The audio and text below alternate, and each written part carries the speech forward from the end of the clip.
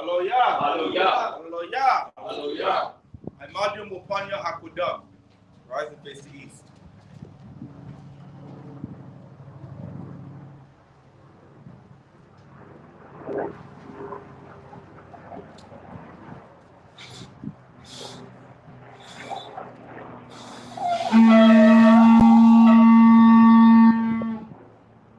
Calling of the 12 tribes.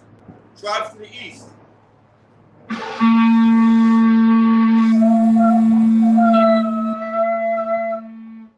Yawasap. Yawasap. Banyamyan. Banyamyan. Dan. Dan. Shema. Shema. Yasha'Allah. Yahweh.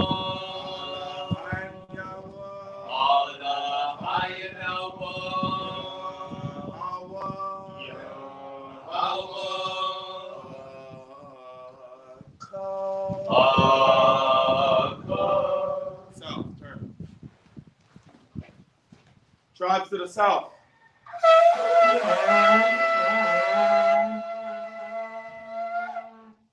Shemaiwan. Shemaiwan. Yashakar. Yashakar. Zabalawan. Zabalawan. Shema.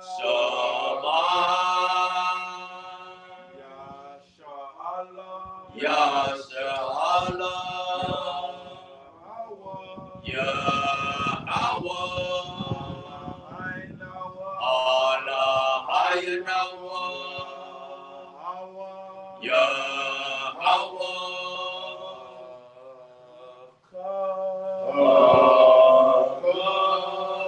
South, turn. Tribes to the west.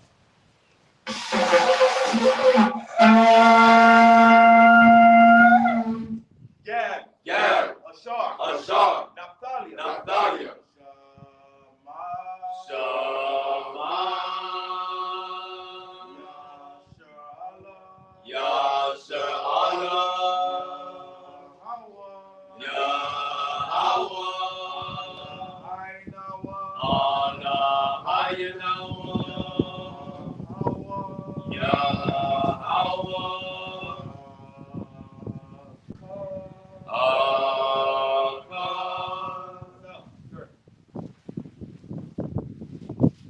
Tribes to the north.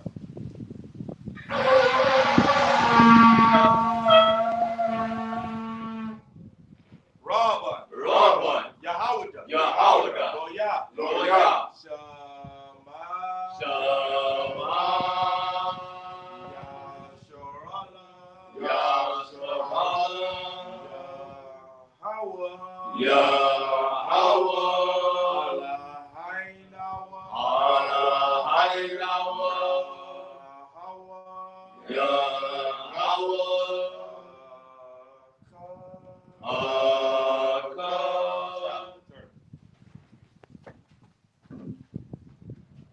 The blessings of the Shabbat. Repeat after me in the last one. Blessed be Yahweh in the name of Yahushai that gives us the Sabbath in peace. Barakatah Yahweh. Barakatah Yahweh. Bahashem. Bahashem. Hamashiach. Hamashiach. Yahushai. Hawa'ah. Nathanawa. Shabbat Shabbat Shalawam. Blessed be Yahweh in the name of Yahushai that gives us the law. Barakatah Yahweh. Barakatah Yahweh. Bahashem. Hamashiach. Yahushai. Hawa'ah. Nathanawa. Blessed be Yahweh in the name of Yahushai that gives us the light to see. Barakatah Yahweh. Barakatah Yahweh. Bahashem. Hamashiach. Yahushai. Hawa'ah. Nathanawa. Haka'ah. Blessed be Yahweh in the name of Yahushai that gives us the ram's horn to call the people. Barakatah Yahweh. Barakatah Yahweh. Bahashem. Hamashiach. Yahushai. Hawa'ah. Nathanawa. Quran. Ha'ayin. Blessed be Yahweh in the name of Yahushai that gives us the olive oil to anoint Yasha'Allah. Barakatah Yahweh. Barakatah Yahweh. Bahashem. Bahashem. Hamashiach. Hamashiach. Yahushai. Yahushai. Hawa'ah. Hawa'ah. Nathalanao. Hasheman. Hasheman. Zayah. Zayah. Lamashiach. Lamashiach. Yasha'ala. Yasha'ala. Psalms 92 in English. Because Psalms 92, verse 1, it is a good thing to give thanks unto the Most High and sing praises unto thy name, O Most High, to show forth thy loving kindness in the morning and thy faithfulness every night, upon the string instrument of 10 strings, and upon the palistry, and upon the harp with the sound. For thou art the one that made me glad through thy work. Now I will triumph in the work of thy hands. O other one, how great are thy works, and thy thoughts are very deep. A British man knoweth not, neither doeth a fool understand this. When the wicked spring up as the grass, and all the workers of iniquity do flourish, it is that they shall be destroyed forever. But thou art the one, are most high forever. For lo, thy enemies who are the one, for lo, thy enemies shall perish, all the workers of iniquity shall be scattered. But my arm shall thou exalt like a unicorn, and I shall be anointed with fresh oil. My eyes also shall see my desire of my enemies, and my ears shall hear my desire of the wicked that rise up against me. The righteous shall flourish like the palm tree. He shall grow like a cedar in Lebanon. Those that be planted in the house of the Most High shall flourish in the courts of our power. They shall bring forth fruit in old age. They shall be fat and flourishing to show that the Most High is upright. He is my rock. There is no unrighteousness in him. Ba'ashem Mashiach Ashai, the water to me. Amen. Amen. Hallelujah. Hallelujah. Hallelujah. Hallelujah. Ha'aishara Matazawah, the Ten Commandments in the last one, Kodash, repeat after me. La'a. La'a. Yahaya. Yahaya. Laka. Laka. Alahayim. Alahayim. Akarium. Akarium. Alpanya. Alpanya. La'a. La'a. Taisha. Taisha. Laka. Laka. Pasab. Pasab. Wala'a. Wala'a. Taibadam. Taibadam. La'a. La'a. Talakwaka. Talakwaka. Sham. Sham. Yahawah. Yahawah. Bashua. Bashua. Zakar. Zakar. Ayawam. Ayawam. Hashabah. Hashabah. Lakadashla. Lakadashla. Kabad. Kabad. Abaka. Abaka. Wa'amaka. Wa'amaka. La'a. La'a. Ratazak. Ratazak. La'a. La'a. Dara'a. Dara'a. La'a. La'a. Naganab. Naganab. La'a. La'a. Naino. Naino. Shakor. Shakor. La'a. La'a. Takamad. Takamad. Kol. Kol. Ashura. Ashura. Lara'aika. Lara'aika. Bahashem. Bahashem. Hamashiach. Hamashiach. Yahushai. Yahushai. The water. The water. The yard. The yard. Amen. Ten Commandments in English. Exodus chapter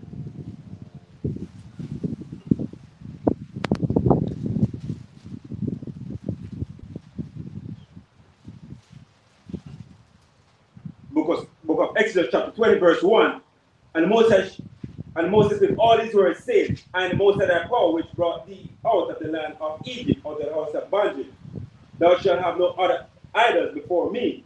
Thou shalt not make unto thee an engraven image, nor any likeness of anything that is in the heaven above, or that is in the earth beneath, or that is in the water beneath the earth.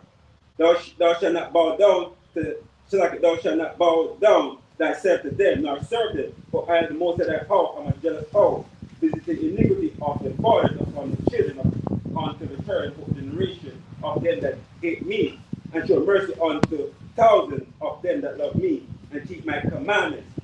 Thou shalt not take the name of the Most High thy power in vain, but the Most High will not call him, give the less that taketh his name in vain. Remember the Sabbath day to keep it holy. 6 days shalt thou labor and do all thy work, but the 7th day is the Sabbath of the Most High thy power. In it thou shalt not do any work. Thou or thy son, nor thy daughter, thy manservant, nor thy maidservant, nor thy cattle, nor thy servant slave, nor thy stranger that is within thy gate. For in 6 days the Most High made heaven and earth, the sea and all that is in it. That and all that is in it. And rested the 7th day. Wherefore the Most High blessed the Sabbath day and hallowed it. Honor thy father and thy mother, that that these may be long upon earth, which the most of the power giveth thee. Thou shalt not kill, thou shalt not commit adultery, thou shalt not steal, thou shalt not bear false witness against thy neighbor, thou shalt not covet thy neighbor's house, thou shalt not covet thy neighbor's wife, nor thy manservant, nor thy maidservant, nor thine ox, nor his ass, nor anything that is thy neighbor's. But Hashem Mashiach Rashai, the word of Tomia, Amen. Amen. Psalms 121, the last one, Kedash. Anasha, Ayam Yanya, Mariam, Mayam, Yabuah, Isaiah, Yabuah, Mayahawa, Shaisha, Shemayim, Baharatazar,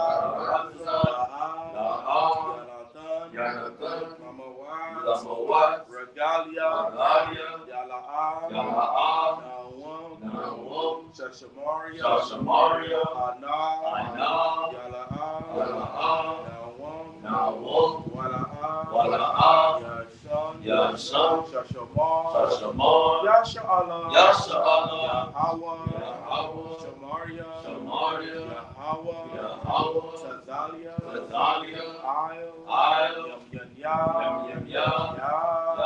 Hashema, Yala'am, Akaya, Mayawam, Wala'am, Alabanam, Alayalam, Yahweh, Yashamaria, Rai, Yashimar, Tapashia, Yahweh, Shamaria, Awalakia,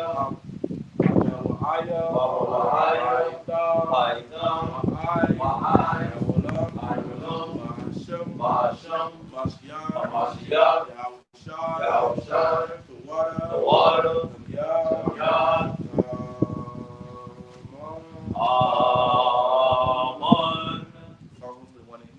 Book of Psalms 121 verse 1. I will lift up my eyes unto the hills, from whence cometh my help. My help cometh from the Most High, which made heaven and earth. He will not suffer thy foot to be moved. He that keepeth thee will not slumber. Behold, he that keepeth Israel shall neither slumber nor sleep. Yahweh is thy keeper. The other one is thy shade upon thy right hand. The sun shall not smite thee by day, nor the moon by night. Yahweh shall preserve thee from all evil. He shall preserve thy soul. Yahweh shall preserve thy going out from this time forth and forevermore. Hashem Mashiach Rashai, the word of Tomia. Amen. I don't want to allow the Lord's prayer and lawful to not be there for me. Abanawa, Shabbat Shemayim, Wadah, Ayah, Shemka, Yahweh, Malakaka, Naba'ab, Atazahika, Ayah, Aisha, Maharatazah, Ka, Ayah, Nashamayim, Natalanawa, Lekam, Kayawam, Masalatna, Kabawatna, Wala'ah, Tabayanawa, Wanasaya one, Abo, I will shine out, Mayan, Rai, Kaya, Laka, Amalakwa, Wala'ala, Wantai Pora, I will love you, Mashiach, Yahushai, the water, Damyan,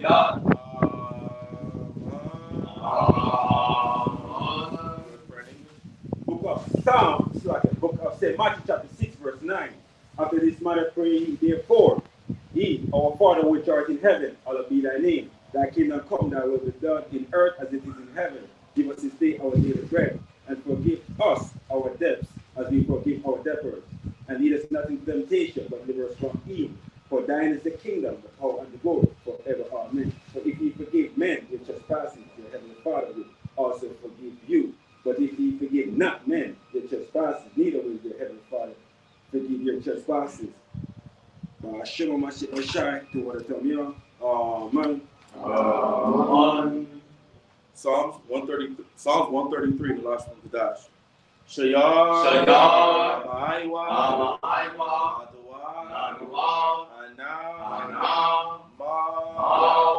Shalawam, Wamam, Ayawam, Shabbat, Akim, Dam, Yakar, Tashama, Antuwa, Ayo, Hara'al, Ayo, Zakwan, Aharan, Shayaran, Ayo, Bayam, Adawakiwa, Koto, Karumwan, Shayaran, Ayo, Haraya, Tazaiwan, Kaya, Sham, Tazawa, Yahweh, Abraka, Kayayam, I will Bahashim, Mashiach, Yahushua, the water, Yad,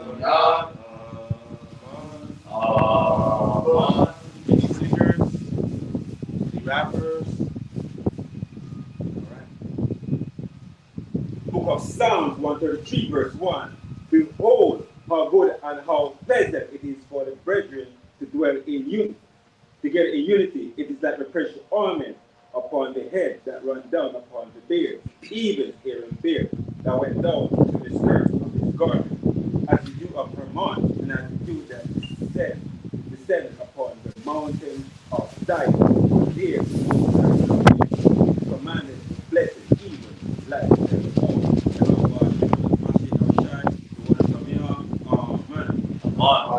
So I'm going to continue to praise. Praise to Yahweh. Hallelujah. Praise Yahweh in the sanctuary. Hallelujah. Praise him in the firmament of his power. Hallelujah. Praise him for his mighty acts. Hallelujah. Praise him according to his excellent greatness. Hallelujah. Praise him with the sound of the trumpet. Hallelujah. Praise him with the psaltery and harp. Hallelujah. Praise him with the timbrel and dance. Hallelujah. Praise him with the string instruments and organs. Hallelujah. Praise him upon the loud cymbal. Hallelujah. Praise him upon the high sounding cymbal. Hallelujah. Let everything that have breath praise Yahweh. Hallelujah. Hallelujah. Hallelujah. Praise the Yahweh. Bahashim Mashek Yahushai. The water, the yard. Amen. Hallelujah. Hallelujah. Hallelujah. Hallelujah. Hallelujah. Hallelujah. All praises, all glory, all authority go to the power of Abraham, Isaac, and Jacob. For surely his mercy endureth forever, Yahweh. We come before you, Yahweh, in the day that thou hast chosen, as it is written in Psalm 118, 124, that we may rejoice in this day that thou hast sanctified, Yahweh. That we receive your wisdom, knowledge, and understanding in the scriptures, Yahweh. That we go over through the Torah, not just to be man-pleasers, not just to look good in the light, but actually live according to the light, according to the instruction that thou hast written and gave to us and our forefathers, Yahweh. We ask that you continue showering your mercies upon us, Yahweh, and continue raining vengeance upon the nations and laying hands on your nation, Yahweh. All this we ask in one indeed by Hashem, Amashek Yahushai. The water to Yad. Amen. You shall be seated.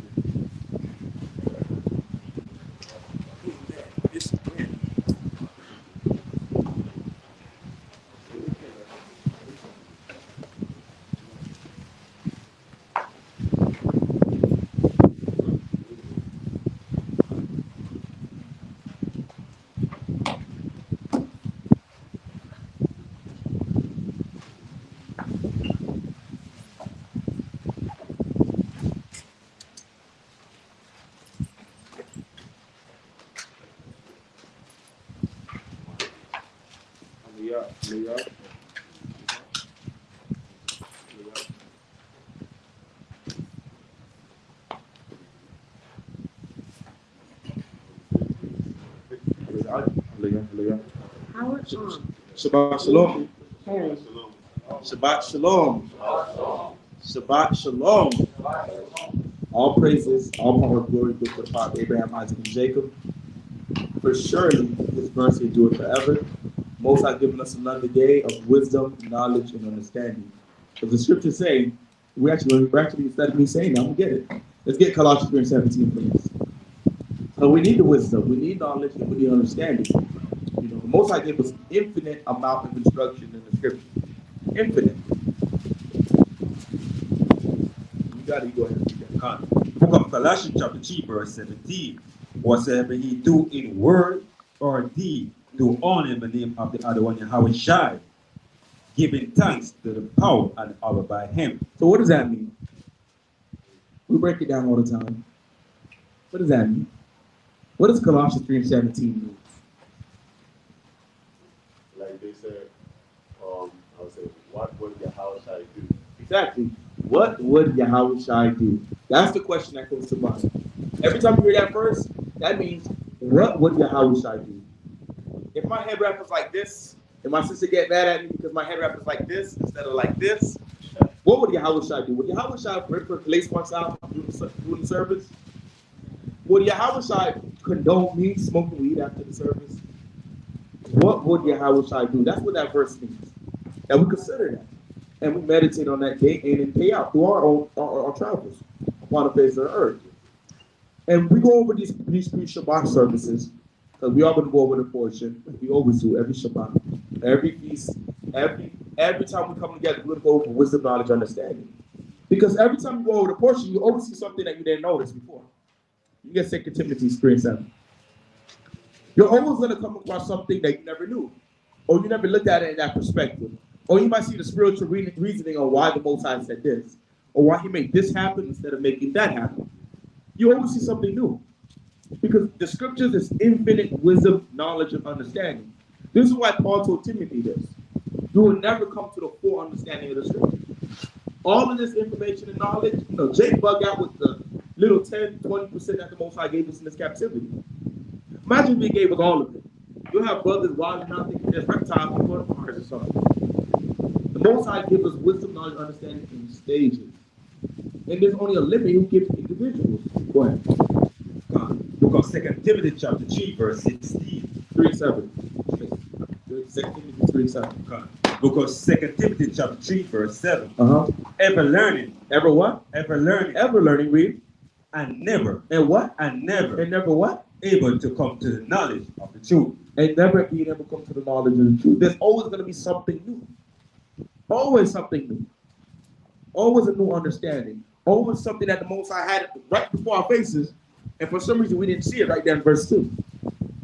Verse 2 is connected to verse 4 the whole time. You're thinking verse 2 is connected to the next book. The Most High is always revealing something new to us throughout our days. As we transition to the kingdom, there's always going to be more learning. Why do you think we're going to go to the wilderness? There's going to be more learning. More things that we're going to have to get right. The Most High is going to tell us, okay, you guys are doing this right, but that's not the reason why I said this. This whole book right here of 80 pages, this is the reason why I said do this, the way I said do it. It's going to be a forever learning. Let's get Isaiah 33:6.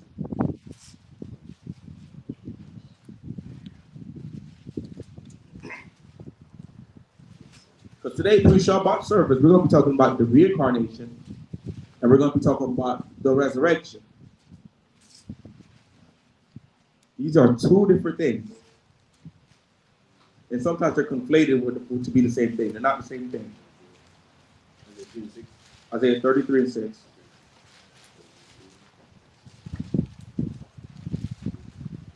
Go ahead and guys read it. Book of Isaiah chapter 33, verse 6.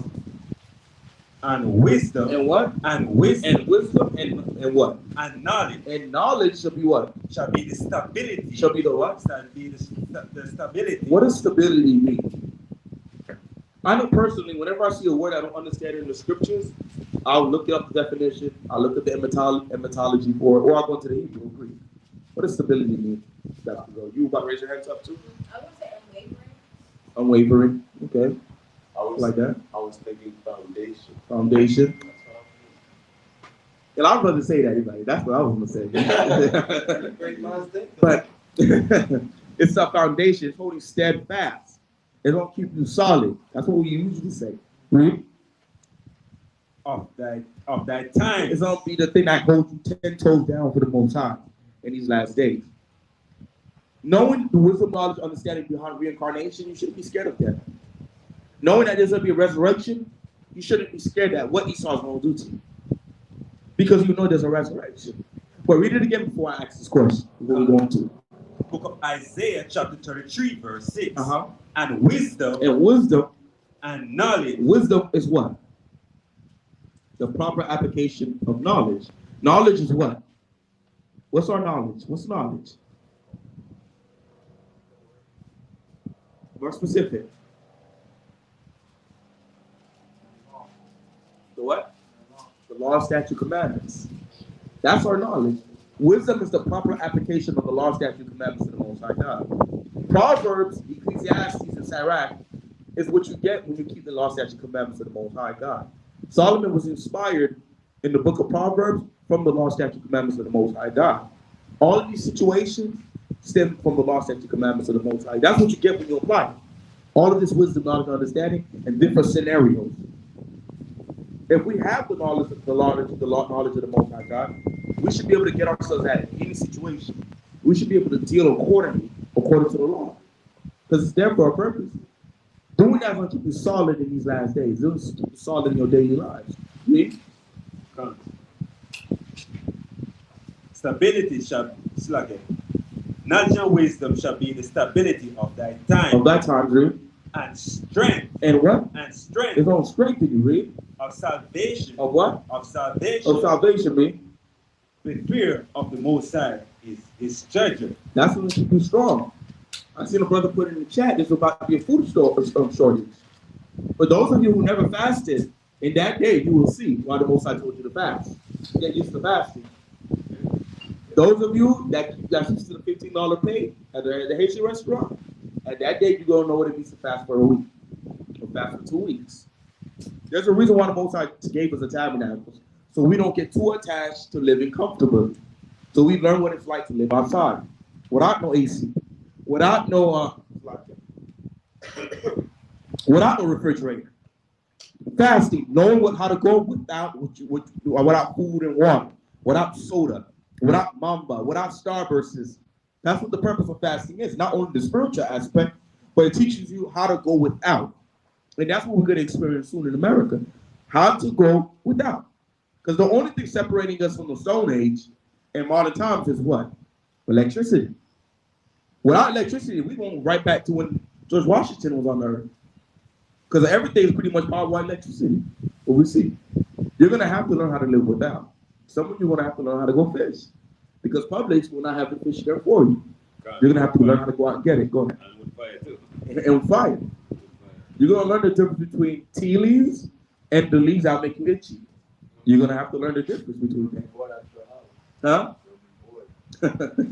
Well, read that scripture again and we're going to move on. Read that again. We're going to show you why you're not going to be born. Book of Isaiah chapter 33 verse 6. And wisdom and knowledge shall be the stability of thy time. Before we had TV, we had this right here. We had ways to keep ourselves occupied. That's going to be a time when you're going to get closer to the Most High God. All the distractions are going to cease. The only thing you're going to have is Torah, the prophets, and the gospel. Ecclesiastes, the Apocrypha. While everything's crumbling around you, you're going to have the Most High to come preach you. So, what is reincarnation? What is reincarnation? That's my script. Don't say nothing crazy. I'm going to get a gun on you. Coming back to life. Okay. I think I might have to, there might be a trick question there. If reincarnation is coming back to life, what is the resurrection then?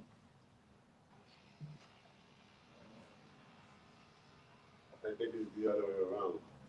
Explain. Resurrection, like, coming back to life, and reincarnation is to be reborn.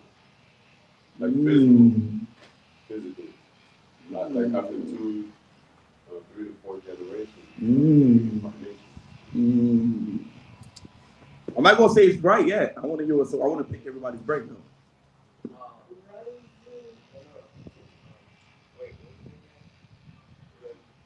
What is reincarnation and what is a resurrection? What is the resurrection? Reincarnation, I think coming back to life, and resurrection is like getting brought back to life. No, regenerating. Oh, you asking me? I'm asking you. He said you have people generated by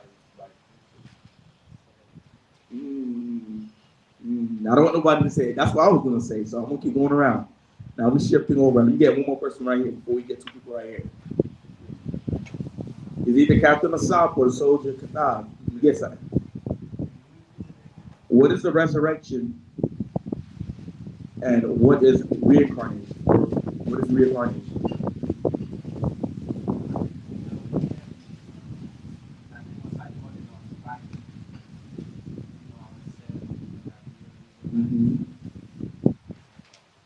All right. Stop. He said one. Now you gotta say the other one. Be quiet. Yeah, I represent for the vegans. Huh? Yeah, I represent.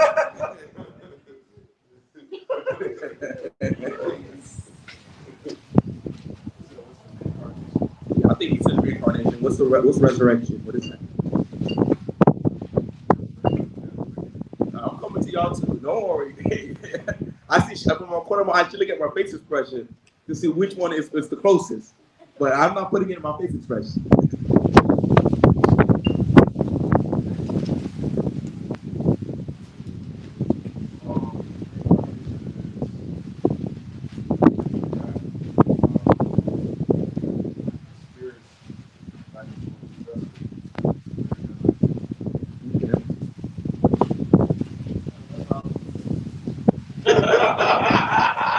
I know you gotta follow that system out to show you up at that table.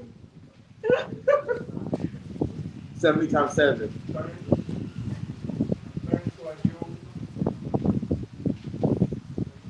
Ooh, I'm not gonna give you the answer. I'm gonna let you know who got it close, huh? Sis? Okay. I want to say that it's stupid, so I'm just gonna go off an example. I have the scriptures. When Christ resurrected, he came back from the dead. So I'm not gonna try to make it difficult. That's what I think. Okay. And reincarnation, I need some more help on that to know how to put that in words. Okay. So everybody pretty much said the same thing. So everybody was one. I think my mom. All right, mommy. And you know I understand Creole. So why they Creole? So you got no pass. Go ahead, mommy. What you gotta say?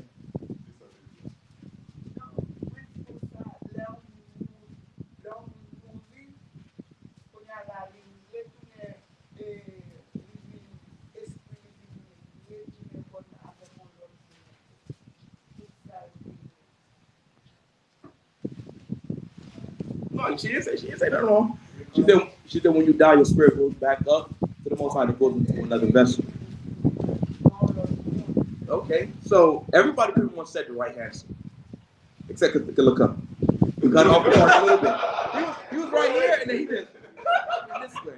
So everybody was pretty much on though. But the one that was jerk chicken hot with it was Isaiah. He was right on the money with it. So we'll go through first reincarnation. Because there's a scripture that brought up the question. Because we're doing a soldier's class, actually, let's get that scripture real quick, then we'll go reincarnation. 1 Thessalonians 4. I want you to start from verse 4, verse 13. 1 Thessalonians chapter 4, verse 13. This sparked up the question. Because a lot of times when I go over scriptures, or when I say a statement in the scriptures, I automatically assume somebody just knows. I give people benefit of the doubt that they know. So unless you tell me you don't know something, I will not assume. I just think everybody knows. So, but I seen that there was some type of disconnection. So I thought to myself, let me do it. I wanted to upload a video on the channel. Well, I said, you know what? Let me just do it during the pre-Shabbat service. Maybe there's more people that have that is clarity on it. So read that for me. 4 and 13. Book of 1 Thessalonians chapter 4 verse 13. But I would not have you to be ignorant, brethren, concerning them that are asleep, that they sorrow not, even as others, which have no hope. For if we believe that Yahushua died and rose again, he rose again, he resurrected.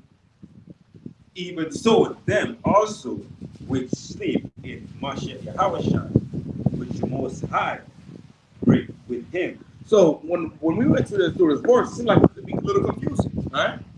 But I'll show of hands. Who think this verse is a little confusing? Just a little bit. I'll show of hands. Don't keep your hands down, then I'm pointing at you and ask you what's the breakdown. Who thinks this verse is a little confusing? Because this has to do with the topic for today. Everybody got it clear?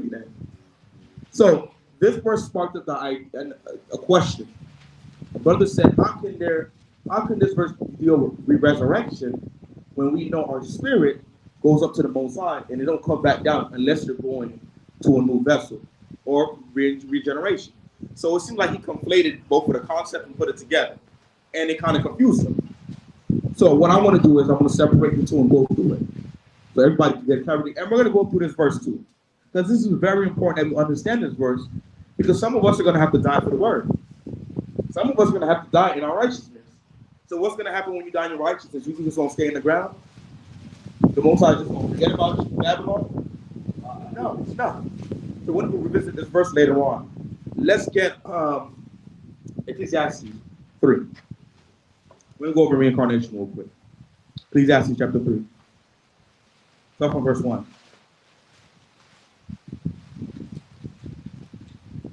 Because one thing we gotta understand a little something about death, though. Because everything the Most High created from the beginning, if anybody pay attention to the creation of the Most High, it tells you about the creating. One thing we know about the Most High is that he's repetitive. Right?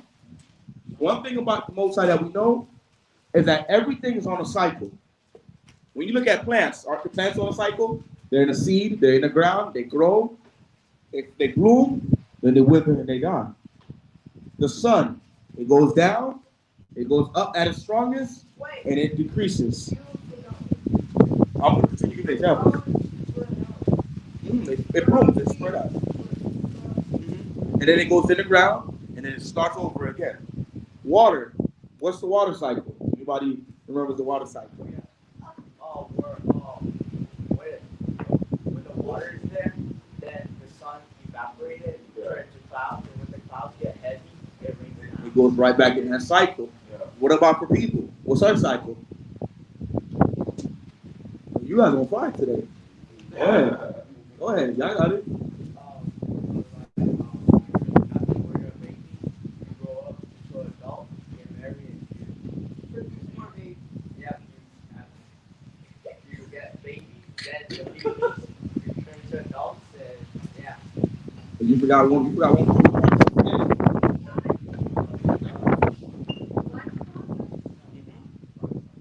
You start from a baby, you get stronger until I believe your 30s, mid-30s. I believe that's when you're at your peak. Then you descend down, you start getting weaker, and then you're in the ground. And then it starts all over again. Everything the Most High created is on a cycle. Everything that He created that's living is on a cycle. And our lives is no different. Our spirit goes through a cycle too. Let's read Ecclesiastes real quick. Come. Ecclesiastes 3:1. The book of Ecclesiastes, chapter 3, verse 1. To everything. To every what? To everything. To everything is a what? There is a season. There's a what? There's a season. There's a time. Read. And a time. Read. To every purpose. There's a time for everything the Most High created. Everything has its own time. And I'll read. Under the heaven. Mm-hmm. A time to be born. There's a time to be born. There's a time to learn how to talk, how to walk, how to be a teenager and adult. Read. And a time to die. And a time to what? And a time to die. So there's an appointed time that you die. There's a time when you get old. There's a time when you may not be able to dunk the basketball no more. You may not be able to remember all the scriptures no more. This is why we got to be humble in the word. There's going to be a time where the majority of us brothers here and sisters, we probably will not remember 3 or 4 verses back to back. That time is going to come. Right now, a lot of us are in our peak, but trust me, there's going to be a time when young Tawabia is going to be able to quote Psalms 119 from the back of his hand, and we barely remember verse 1 of Genesis 1:1. That time is going to come, because there's a time to be strong, there's a time to be weak. There's a time to live, and there's a time to die. Give me Sirach 41. And this is something Most High established from the beginning. Go ahead. Go ahead. Oh, I had Sirach 8:6. And this is what does that say? It says, "The son is not a man in his old age, but even some of us wax old." That's a good scripture for everybody to keep, but there's a lot of precepts we're going to hit. So we're going to try to stay right on the money. Let's get Ecclesiastes, Sirach, chapter 41, verse 3. Everybody say, "Come when you're there," so we know we're going at the right pace for everybody, all right? Yeah. So this is something the Most High established from the beginning. You know, we try to fight it. We try to think, you know, there's some way to go around it. There's no way to go around it. In the kingdom of heaven, this cycle is going to continue too. If anybody watched that Shall We Live Forever class I did on the YouTube channel when I broke it down. Even in the kingdom of heaven, there's a cycle. Our lives are going to be extended, but that cycle's going to continue going, regardless in the kingdom of heaven. That's something the Most High established from the beginning. Read. Come. The book of Sirach, chapter 41, verse 3. Fear not the sentence of death. Don't be scared. Don't be fearful of it. Read. Remember them that had been before thee. Remember, Abraham was righteous, but he passed. Job was righteous, he passed. A lot of men that was before us and women that was before us. They lived, they grew strong, they were righteous, and they passed. Read. And that come after. For this is the sentence of the other one, all flesh. What did he say? But this is the sentence of the other one. What is a sentence mean? This is not talking about a line, but it's a sentence. It's a judgment. It's something the Most High declared from the beginning. All right, man is going to be born, he's going to get old, he's going to get strong, he's going to pass away, and the spirit is going to go right where it's going to go. And we're going to go through that. But precept over precept, line up by line. So this is something that Most High said, this is how I'm going to do it. And not only that, we see it with everything that's living the Most High created. This is not something just exclusive for Israel. Everything has a day that it goes back to where it came from, the dust. Read. And why art thou against the pleasure? Read it a little louder. Whisper. And why art thou against the pleasure of the Most High? You're going against the pleasure of the Most High. Because everything he created, he saw that it was what? Good. It was good. It was told. It was Tawab. Read. There is no inquisition in the grave. There's no debating. When it's time for you to go, there's no debating. There's no Most High, please, I got $100,000 in the bank for you. There's no inquisition. There's no debating. When it's time for you to go, you go. Read.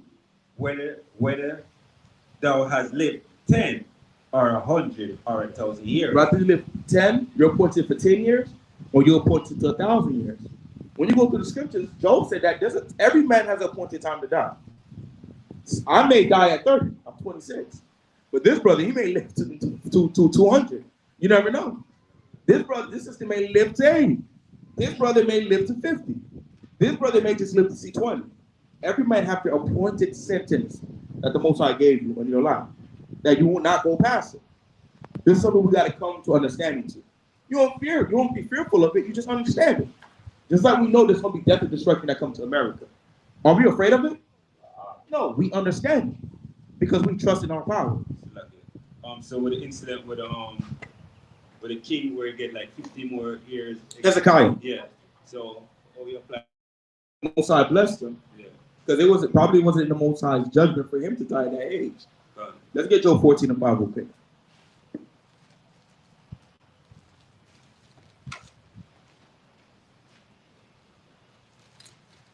Just like with us.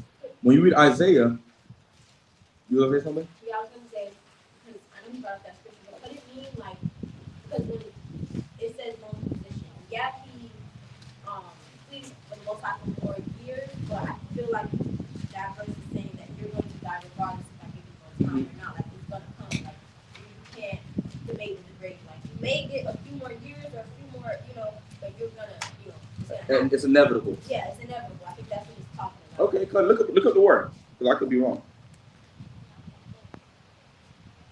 Get Job 14 and 5. Come. Because Job chapter 14 verse 5, seeing his days are determined, the number of his months. The number of his months is what? Are with thee. It's with the Most High. Some of us, how many of us got COVID this year? I mean, not this year, last year. How many of us got COVID last year? A lot of people died from COVID, but you were still here and survived because your time is not appointed yet. The Most High didn't say, you know what, you're going to die from that. You may die at old age. You may die from a heartbreak. You may die from eating pork. Going back into the other eating pork. But at the end of the day, the Most High have everybody's appointed time. It's that. You got to look it up. Yeah. It's an inquisition. It says a period of investigation. So I think that goes with pretty much what you said. Yeah. That's what it sounds like. Yeah. All right. So what was the last scripture you said? Job 14 and 5. Job 14 and 5 show you every man has an appointed time with the Most High. Come. What's the guy said? I said, give me Psalm 105, 104, verse 29. Psalm 104, verse 29. And then we'll go right into it even more.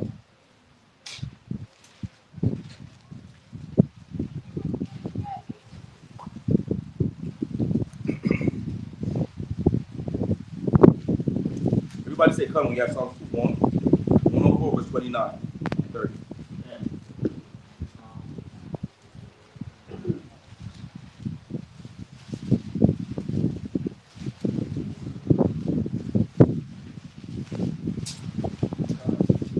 Go ahead. Psalm, the book of Psalms 104, verse 29. Thou hidest thy face, they are troubled. Thou takest away thy breath. What is the breath that he's talking about? That he takes away? He's not talking about bad breath. So just putting it out this way, don't say that. Your soul, your life, the breath of life. That's what he gave Adam so he could live. When the Most High takes that away, what happens to you? Let's read.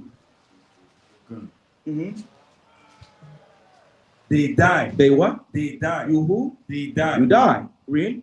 And return to their dust. And you return to the what? To your dust. Read. Verse 30. Thou sendest forth thy spirit. When the Most High decides to send that spirit, read. They are created. They are what? They are created. They are who? They are created. They are made. Again, read. And thou renewest the face of the earth. And this is how the Most High refreshes the faces on the earth. Right here in Psalm, it shows us there's a cycle that the Most High had for man. Go ahead. So that's breath. When it says that, it also could mean spirit. Yes. In some translations, in some verses, you could associate breath with your spirit. So you see that there's a cycle right here in Psalm 104. But let's go deeper in it. Let's go deeper in it from verse for verse, scripture and scripture. So when you die, what happens to your body? Give me Job 14. Job 14 and 12. When you die, something happens to your body, and there's something that happens to your spirit. Something completely different. Job 14 and 12.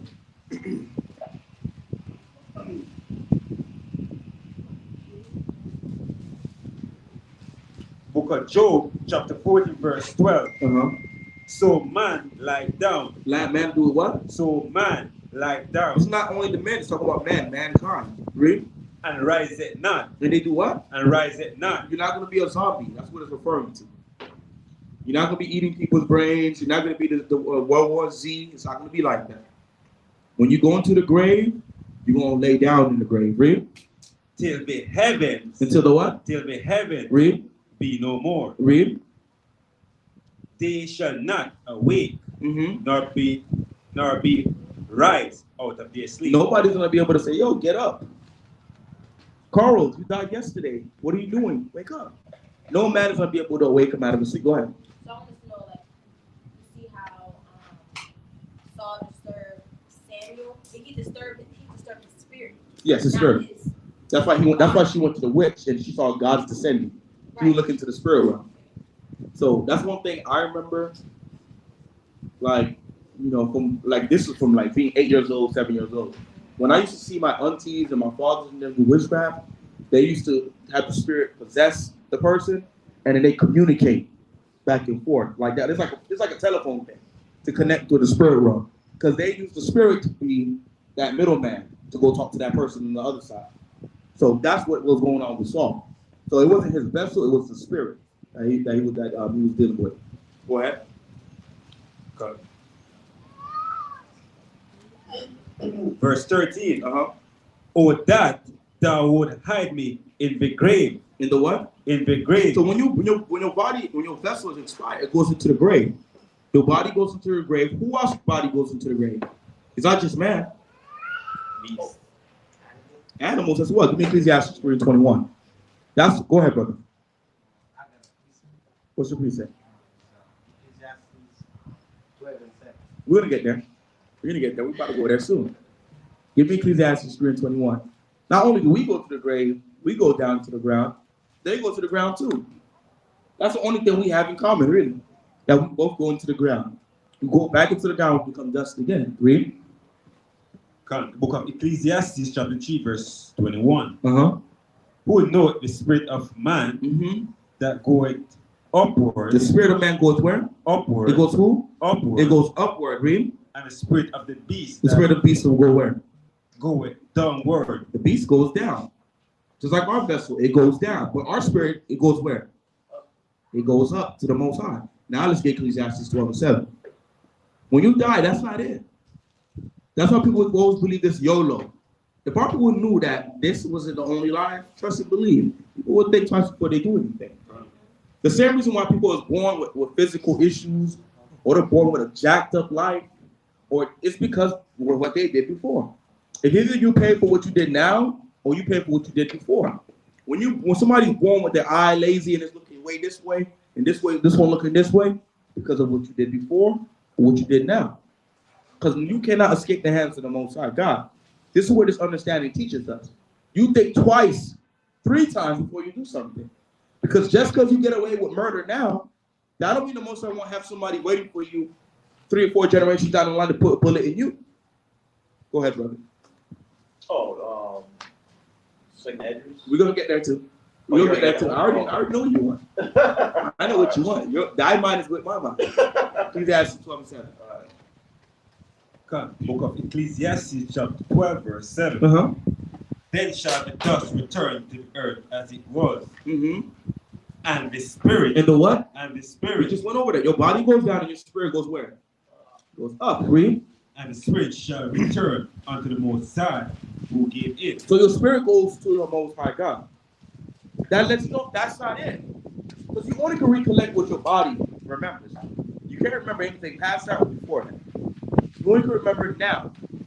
But when you die, your spirit goes up to the Most High God. They get 2 Corinthians 5:10 as well. Because there's more. It's not just it goes up to the Most High, hey, Most High, and that's it. There's more behind that too. Let's read that. 2 Corinthians 5:10. Book of 1 Corinthians chapter 5. 2 Corinthians 5:10.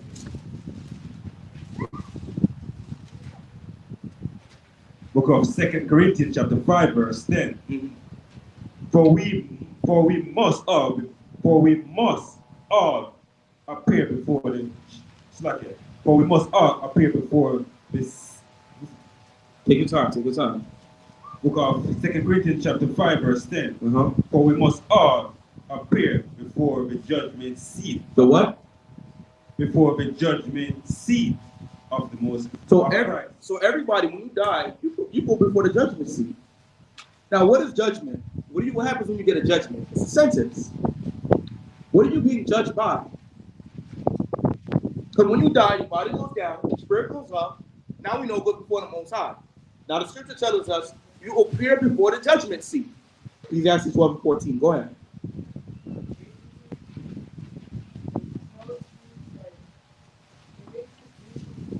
Speak up a little bit so I can hear you. Huh?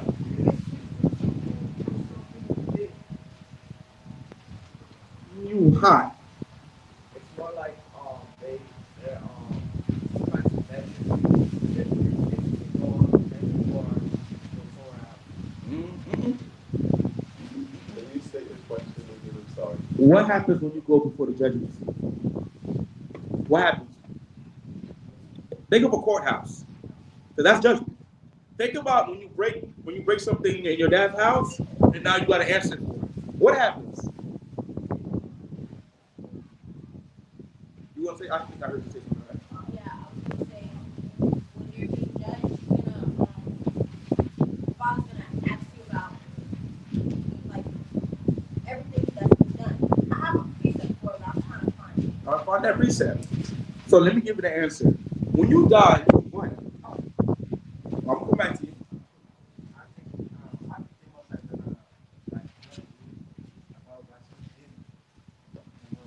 He's hot. He's hot. No, not your past life. This life. According to the what? All right. Now he hit it on money. Malka? Oh, I was gonna say Matthew 12:36. Ooh, that's a hot precept. We're gonna get that too. So let's read Ecclesiastes 12:14 and Matthew 12:36. So when you go before the judgment seat of the Most High God, you gotta imagine it like a courthouse. I'm the judge. This is the bailiff. You guys are the jurors, the angels that was watching you. This is you. And you're gonna be crying because dang, the Bible is real. I never thought this day would come. I'm gonna have this book of what you did in your life, and I'm gonna have this. Read that for me. Read that verse for me. Come. The book of Ecclesiastes, chapter 12, verse 14. For the Most High shall bring every word. Every what? Every word. Every work. This is your works. Read. Into judgment. Into what? Into judgment. This is what's gonna happen when your spirit goes up to the Most High. Read. With every secret thing. Every what? With every secret thing. That thing you did what nobody knew but you knew. Read. Whether it be good. Rather it be what? Whether it be good. Read. Or whether it be evil. Rather it be evil. Let's get Matthew 12 and 36 as well.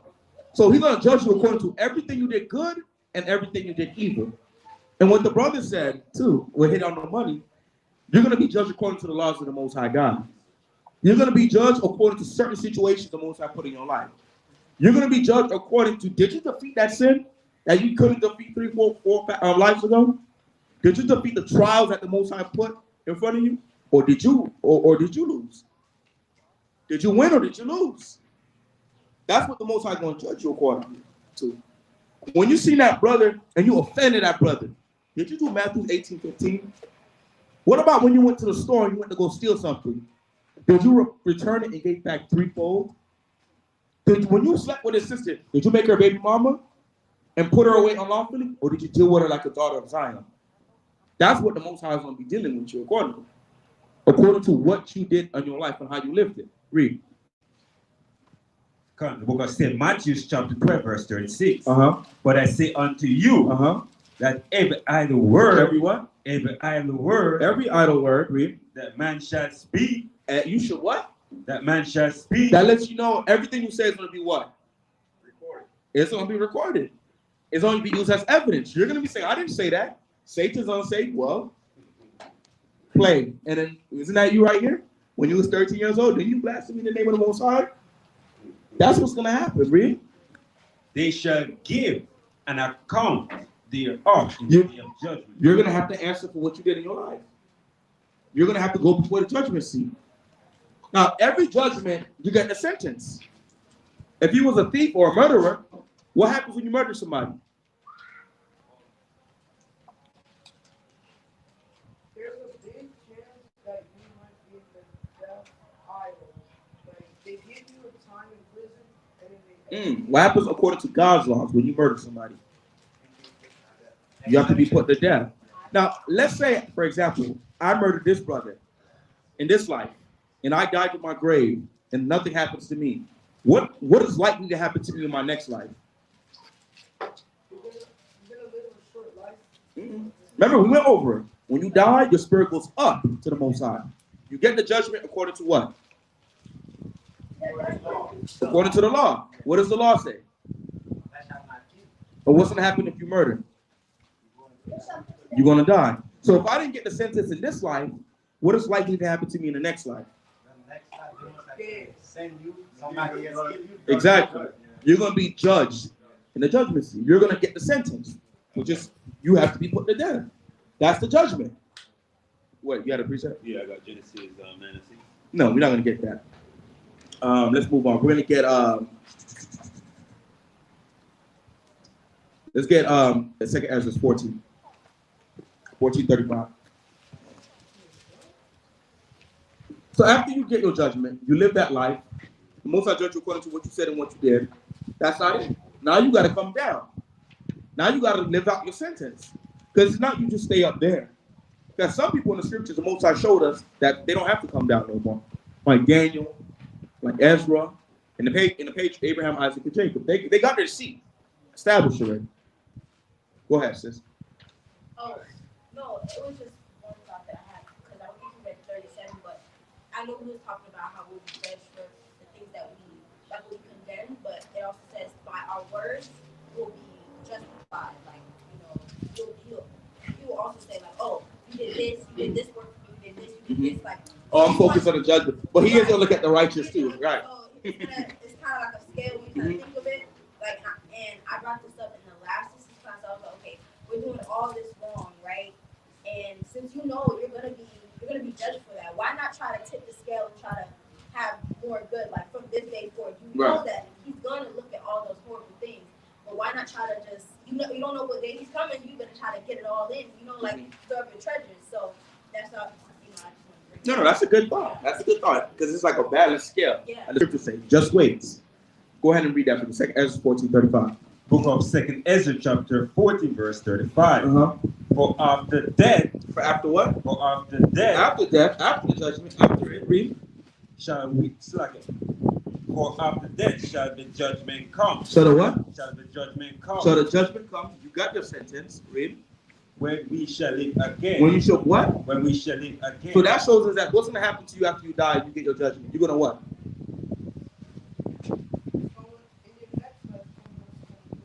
You pass that. You got the sentence. You got the punishment. Now you got to do what? No. Now you got to live it out. It's like when somebody's in the courthouse, you're going to get 20 years in prison for shooting somebody. Now you got to go live out the sentence in prison. Now you got to live it out. You're going to live it out on earth. Like your grandma said, you go up, now you got to come down and live it. Read that for me. Read it again. Come. Book of 2nd Ezra, chapter 14, verse 35. For after death shall the judgment come. Shall the judgment come, read? When we shall live again. Shall we live again? That we live again on earth. Ecclesiastes 3:16. So we could just nail that in the coffee. For the earth. Yeah, Revelation 2. Revelation 2? The books are open. No, I didn't want to go that deep with it.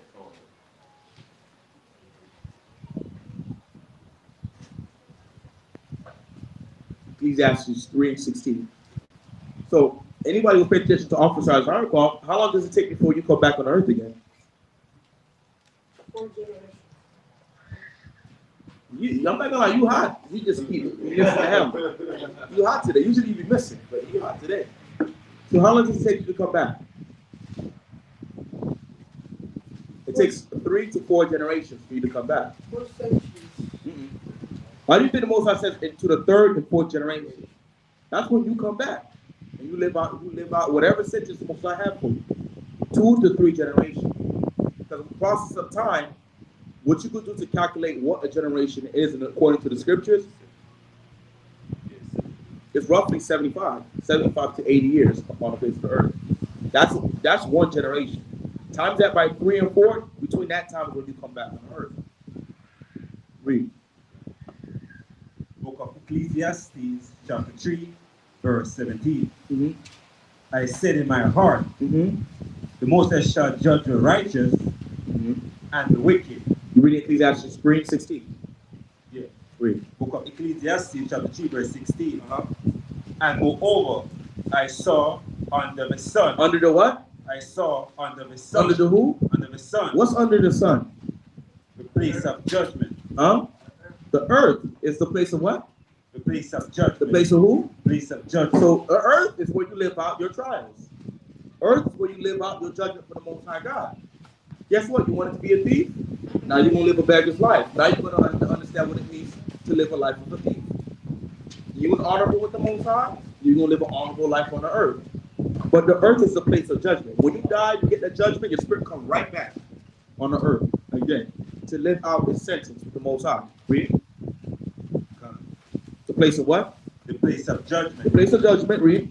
That wickedness. That wickedness, read. Was there. Was there and what? And the place of righteousness. And the place of what? Righteousness. Read. That iniquity was there. That it was here on earth. Does anybody have any questions on that? Does anybody have anything you want to clarify on before we move on to the resurrection? Let's read it again. Come, the book of Ecclesiastes, chapter 3, verse 16. And moreover, I saw under the sun. So you say you saw under the sun. What's under the sun? The earth. Read. The place of judgment. The place of what? The place of judgment. So previously, the verses that we went over is to show the Most High gives you judgments, and you live out your judgment where? Here. In 2nd Ezra 14:35, it said that you're going to what? Shall we live or what? Again. We're going to live again on earth. The place where the Most High sends you to face your judgment is on earth. You got to think of earth in a way, it's like prison in a way. It's a place where you go after you've seen the judge. And now you got to live out your time.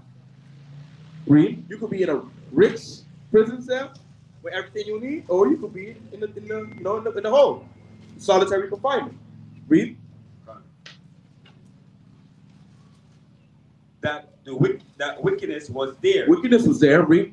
And the place of righteousness. And the place of righteousness. Read. That iniquity was there. That all of this is here on earth, where the Most High sent you to live out that sentence. Because we're not going to stay up there, unless you please the Most High that much, like Daniel. But you're going to come down here. Go ahead. More than likely, only the Most High knows, for the time we're living in, if we was to go and we come back live our journey, we'll be live our life again in the kingdom. Hey, if that's what he wants, if that's what the Most High wants, take some time. Go ahead. That's what I'm thinking, because scriptures on judgment, like, I'm thinking, when is it that it'll be like the final judgment, like where I guess that's when if you mess with the clouds, that'll be it for everybody. Like, That's what we're about to go into Okay. for Israel. Let's get that 2 Thessalonians. And if you need help with calculating what a generation is, before the service I showed you of your husband, so you can probably go over it with you. Let's get 2 Thessalonians 1:13.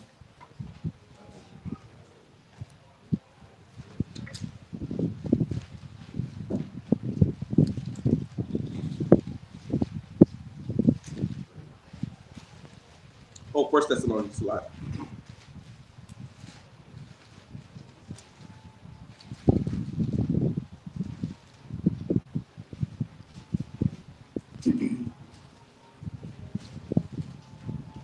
You go ahead and read.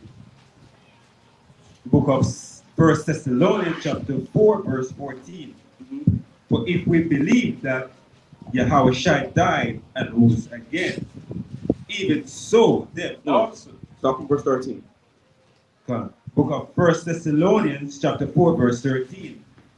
But I would not have you to be ignorant, brethren, concerning them which are asleep, that they sorrow not, even as others which have no hope. So first thing first, what we have to understand, from verse 13 and down, it's not metaphorical. Meaning, it's not talking about you spiritually asleep. It's not talking about you're spiritually dead. This is all physical. Now, before we continue, read it. I want you to read all of this in an NLT, for example. Bible comparison, I'm going to go verse for verse. Now, because this is a perfect example of the resurrection to come. Those that died in the faith, those that are going to die in the end in America. Those of us, we may have to be slaves, probably from past sins. But if we please the Most High God, there's going to be a resurrection. We'll be raised up when Yahushua is coming.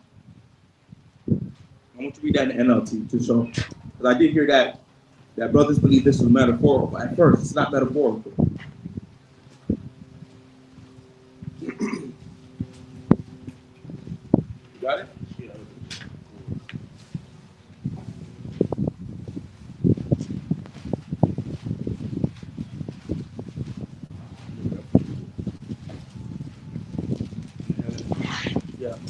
Got it? Yeah. Read it. 1 Thessalonians chapter 4 verse 13 NLT. And now, dear brothers and sisters, we want you to know that what will happen to the believers. To the believers, read. Who have died. Who have what? Who have died. Who have who? Who have died. So showing you even in another versions of the Bible, everybody understand this is not talking about somebody who's spiritually dead. These are people that's physically dead. In the spirit, like physically died in their bodies. We go back at verse 13 in the KJV, and we'll go to the scriptures to show you this. Book of 1 Thessalonians chapter 4 verse 13. But I would not have you to be ignorant, brethren, concerning them which are asleep. Which those are what? Asleep. So let's get Psalms 13:3. How this word sleep is associated with death as well. Physical death, not spiritual death. Psalms 13:3. And we're going to see what Yahushua said about it. Psalms 13:3.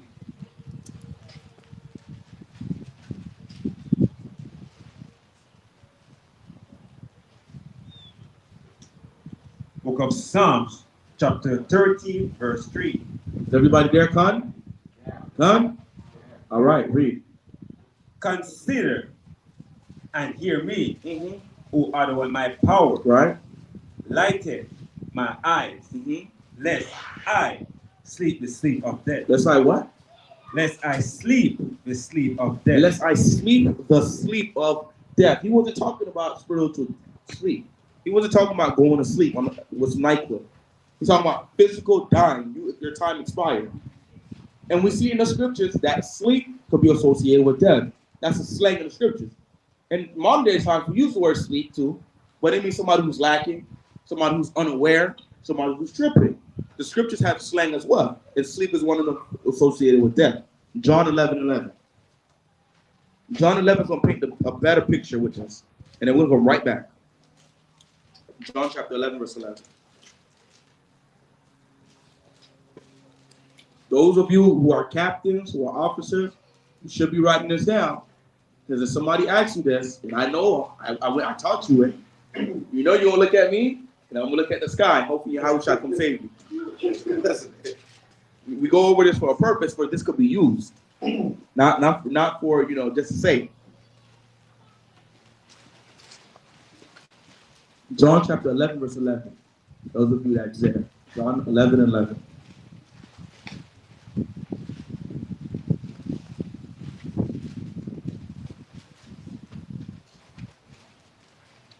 The book of St. John, chapter 11, verse 11. Uh-huh.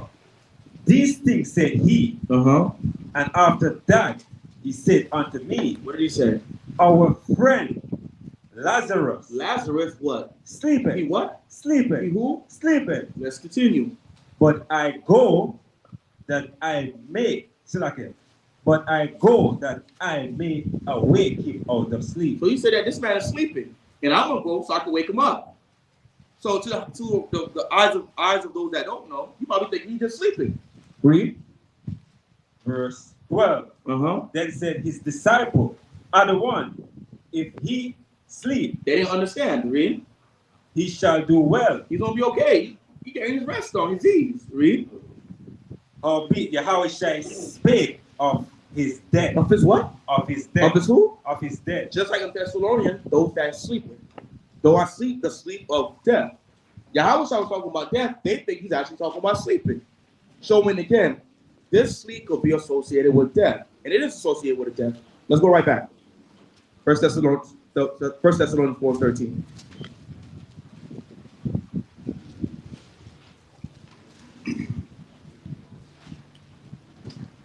Come. The book of 1 Thessalonians chapter 4 verse 13. But I would not have you to be ignorant, brethren, concerning them which are asleep, Them that are asleep, read. Them those that are dead, read. that ye sorrow not, Don't be sad for them. Don't cry for them, read. even as others which have no hope. Uh-huh. Don't cry for those like those that don't have no hope. Like there's not gonna be a resurrection, read. For if we believe, If we what? if we believe If we believe, read. that Yahweh shall die and rose again, If you believe in the understanding of Yahweh and his purpose, read. even so, them also which sleep, Those that died in the faith, read. which sleep in Yahweh shall, will the Most High bring with him. That he's gonna bring one up in Yahweh's second coming. Let's get Revelation 20:4. Why do you think the scripture say, "He that endureth to the end, the what?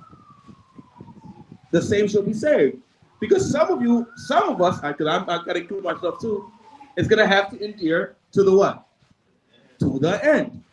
Right before the white man put a bullet in, you want to say, you're going to slavery, right? Boom. But that's not the end, though. That's not the end all be all. Revelation 24, we'll come right back to this. 20 and verse 4. The book of Revelation, chapter 20, verse 4. Uh-huh. And I saw thrones, Mm-hmm. and they sat upon them, Uh-huh. and the judgment was given unto them. Whose hand is going to get judgment? The one that's going to cast judgment on the nations. It's going to be us. We're the one that's going to judge angels. We're going to judge these nations, read. And I saw the souls of them And you saw the lives of them that what? that were beheaded. That were what? That were beheaded. That who? That were beheaded When you beheaded, you die. Read. for the witness of Yahweh that Shai, died in the name of Yahweh Shai. Read. and for the word of the Most High, which had not worshipped the beast, nor his image, neither have received his mark upon their forehead. That those that didn't get down with what's going on in America. That there's going to be people that's going to be beheaded for the faith of Yahweh Shai. That's going to be beheaded for the word of the Most High God. Thessalonians are talking about those that's going to die for this thing. That's going to die for the word of the Most High. That's going to be martyrs for the Most High in Yahweh Shai. Read. Go back to Thessalonians.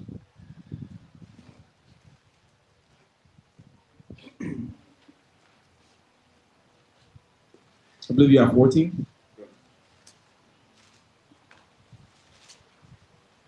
Book of 1 Thessalonians chapter 4, verse 14. For if we believe that Yahweh died and rose again, even so them also which sleep That died. Even so them also which died in Yahweh will the Most High bring with him. For this we say unto you by the word of the other one, that we which are alive and remain unto the coming of the other one shall not prevent. You gotta read it thoroughly and clearly so we don't miss something. Verse 15. The book of 1 Thessalonians chapter 4, verse 15. For this we say unto you by the word of the Most High, that we which are alive and remain until the coming of the other one. Those that's going to be alive and remaining into the coming of Yahweh Shai, read, shall not prevent them which are asleep. You're not going to stop the ones that died already, that died throughout that judgment. Read. For the other one himself shall descend from heaven with a stroke, with a shout. What does that remind you of Matthew 24? Now he's going to give a sound of an archangel and tell his angels to do what? To go gather the children of Israel. Matthew 24. Read. With the voice of the archangel and with the trump of the Most High. And with the trump of the Most High. Let me get Matthew 27, 52 to 53. We're almost done with the pre-Shabbat service. This is nothing new. This is something that happened already. There are people that was resurrected already before. When Yahweh resurrected people, did they come back as zombies with their eye missing? No, they did not come back like that. Yahweh is the best example of a resurrection. Yahweh didn't have to wait 3 or 4 generations to come back. The Most High just resurrected him and brought him right back to life. And he came back with the same vessel. He didn't come back with a new vessel. That same body he was crucified in is the same vessel that was resurrected. It's going to be the same thing with those that died for the word of the Most High God. You're going to come right back with the vessel that you died with. But it's going to be restored. Matthew 27, 52 to 53.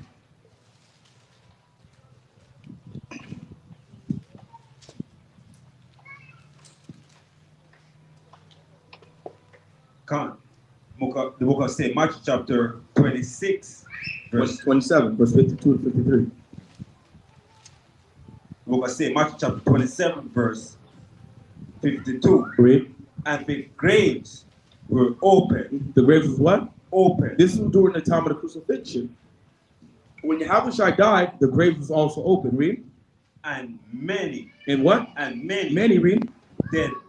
And many bodies of the saints which arose. Which died, arose, read.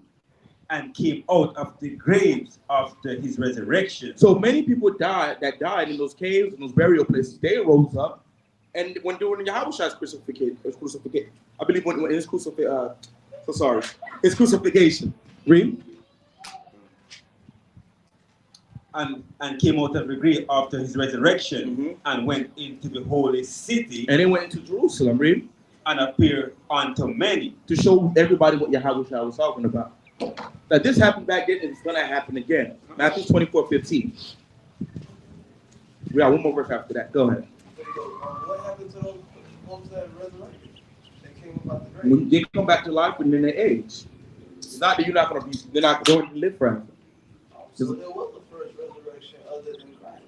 What do you mean first like resurrection? a multitude of people that rose from the dead as well. Yes, they resurrected with Yahweh. So the same thing is going to It's gonna happen again. So when you said first resurrection, it made me remember something in Revelation. That's two completely different things. The first and second resurrection, two different things. Than what we're talking about. The book of St. Matthew, chapter 24, verse 15. Mm-hmm. When he therefore shall see. No, Acts 24:15. Acts 24:15.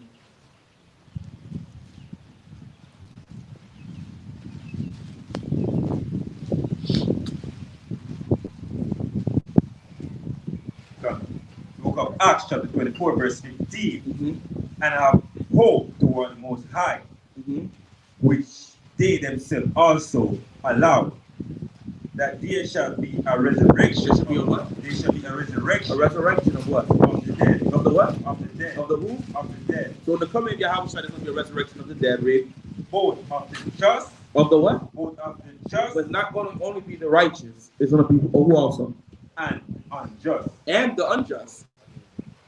When people talk about the Walking Dead and zombies and apocalypse, they're trying to get it from the scriptures to scare us as if we're not the righteous. Just like with the chariots.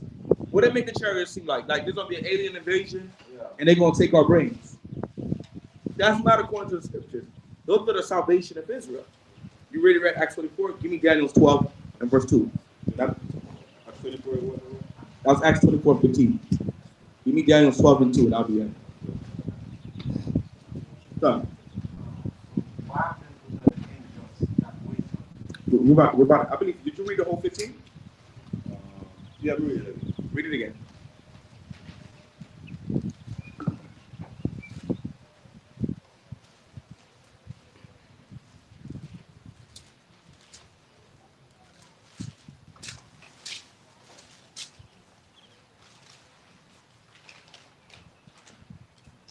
Oh yeah, you did read it. Give me Daniel 12 and 2 because it's going to answer that question.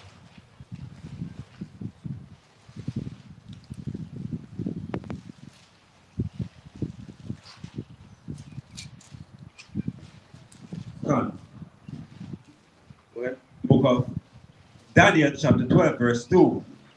Mm-hmm. And many of them that sleep in the dust. That sleep in the dust. That's the verse I pulled out on Thursday, read.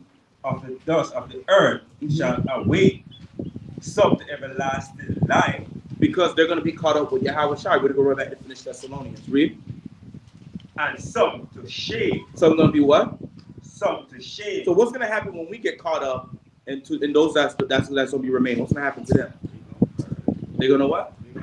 They're going to burn. Because the chariots are going to come right before the missiles drop in the barrel. Some is going to be for everlasting righteousness. And some is going to be for content to be burned here in America. Let's go right back to Thessalonians to finish that out. That's your brother? That's your brother? Yeah.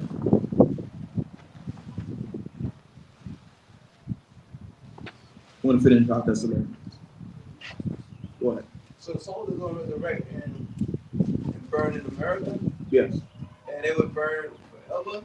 The fire is not going to be forever. When the scriptures talk about forever, it's a long dispensation of time. It's long dispensation of time. So, I mean, a couple of years or something. It's going to be probably some 30 years, 100 years. This is a long dispensation of time. So they're going to resurrect just to be burned. That goes into what Michael was asking, when is the Israelites going to get their last judgment? They're going to be here. Those wicked. Start at 16 or start at 15. The book of 1 Thessalonians chapter 4 verse 15. Read.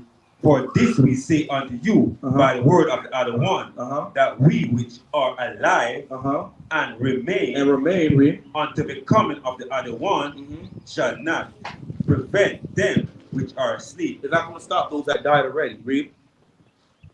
For the other one himself shall descend from heaven with a shout, with the voice of the archangel, read. And with the trump of the Most High, and the dead in Christ shall rise again. The dead that died in the faith will rise, read. Then we which are alive and remain shall be caught up together with them in the clouds to meet the other one in the air. And we're going to be caught up in those chariots with those that died in the name of Yahweh Shai. So does anybody have any questions about what we went over regarding the resurrection or on regeneration or reincarnation? Any questions? Go ahead. So the burning is just going to be in Babylon? It's going to be in Babylon, yes. This is going to be the lake of fire. How about the unjust in Europe? They're going to be safe for us to go for the battle of Armageddon. When you read Joel, the 3rd chapter. When you get read Joel, the 3rd chapter, it talks about the battle of Armageddon. So there will be no resurrection nowhere else but Only over here. Those that died through that tribulation. So, brothers that's going to do the Torah portion, come up so we can do the switch out. Go ahead. This is the thing that you know how to win tribulation. Yes. Get Jeremiah 15:14 and Isaiah 34:8, and then I'll be a chance to everybody's question. Jeremiah 15:14.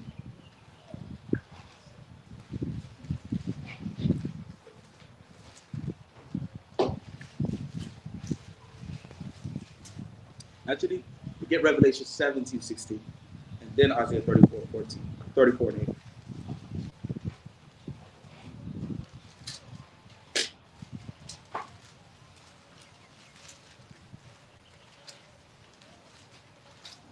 Revelation 17 and 16.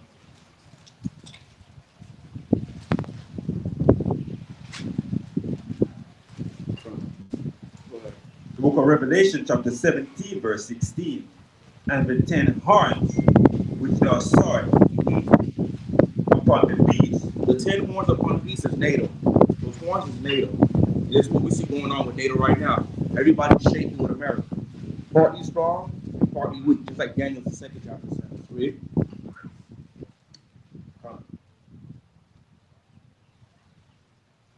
These shall eat the whore. They should eat the who? The whore. Who's the whore?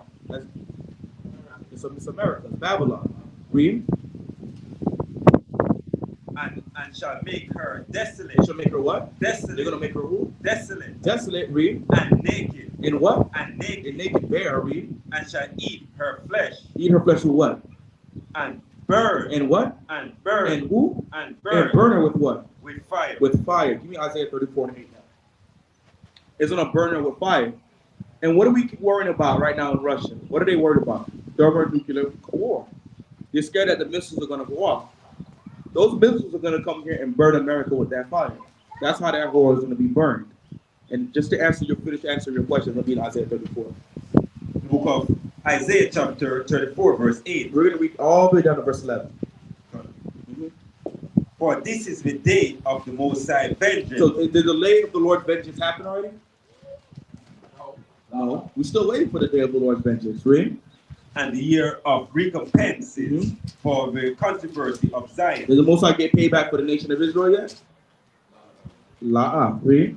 And the streams thereof shall be turned into pitch. So the rivers in this land will be turned to pitch, like gravel, what they put in the streets and sidewalks. Read. And the dust thereof into They're brimstone. going to be turned to stones. Read. And the land thereof shall become burning pitch. It's going to be burning forever. Did anybody ever see pitch before? People doing like the road, preparing the road, they have pitch. And then the truck. You ever see one pitch look like? It's like it's always just burning and burning and burning.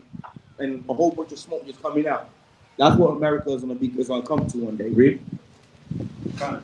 And the land thereof shall become burning Shall pitch. not become.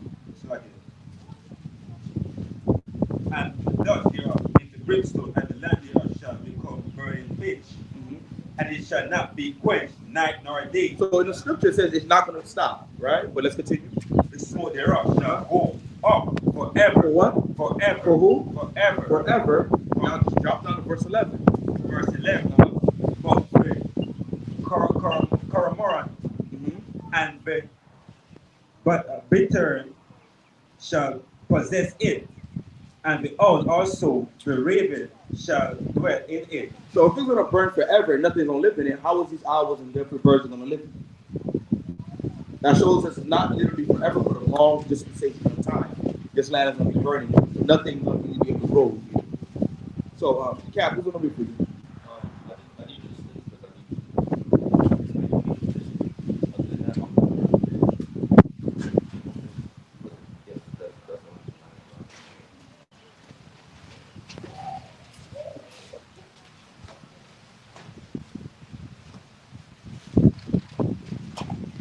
Ahad, Ban Yamyan, Ban Yashabak. Yang Basham Yashabak.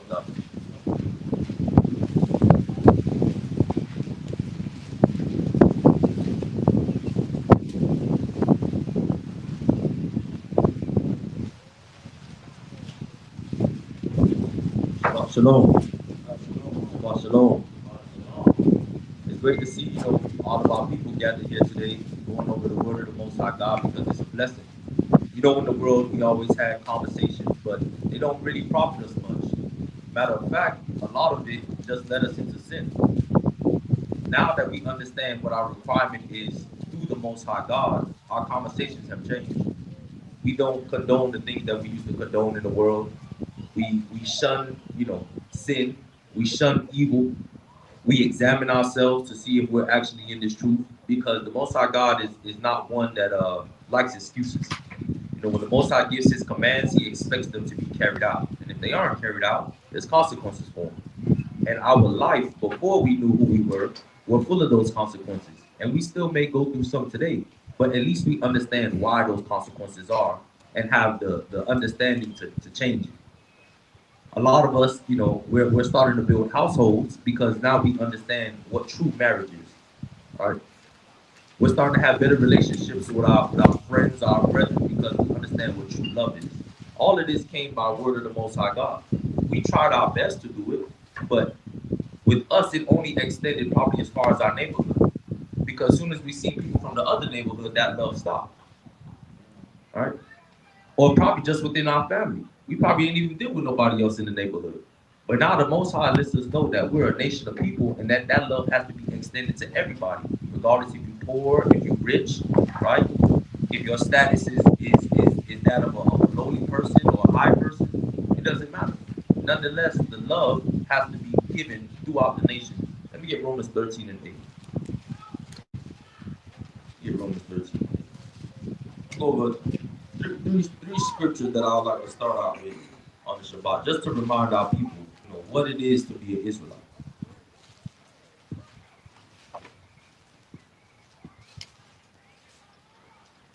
Romans 13 and 8. The book of Romans, chapter 13, verse 8. Read. Owe no man anything, but to love one another. But to do what? Love one another. Read. For he that loveth another hath fulfilled the law. Right? So, when we do things for each other, we do it out of the kindness of our heart. We don't necessarily owe each other anything, but that to love each other. That's something that we owe each other. We don't get to choose, well, I ain't trying to love that brother. Right? I'm not trying to love that sister. Or I'm not trying to love my mother. I'm not trying to love my father. We don't get to have that choice. We owe that to the people within our nation. Read.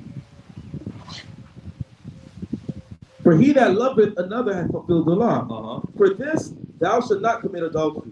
Thou shalt not murder. Right. Thou shalt not steal. Read. Thou shalt not bear false witness. Thou shalt not covet.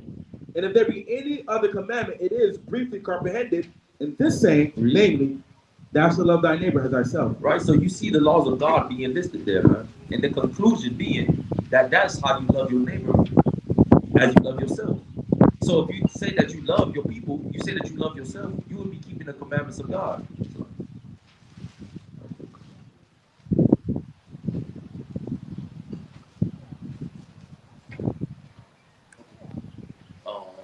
Chef, what we up for sure.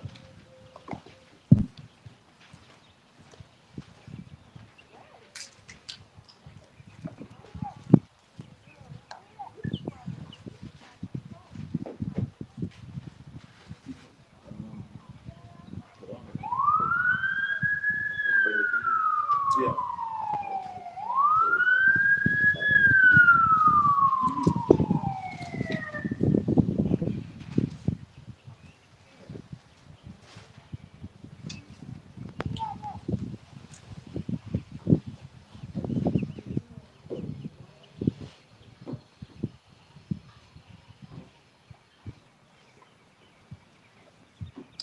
Read Romans. Give me Romans 13 and 9 again.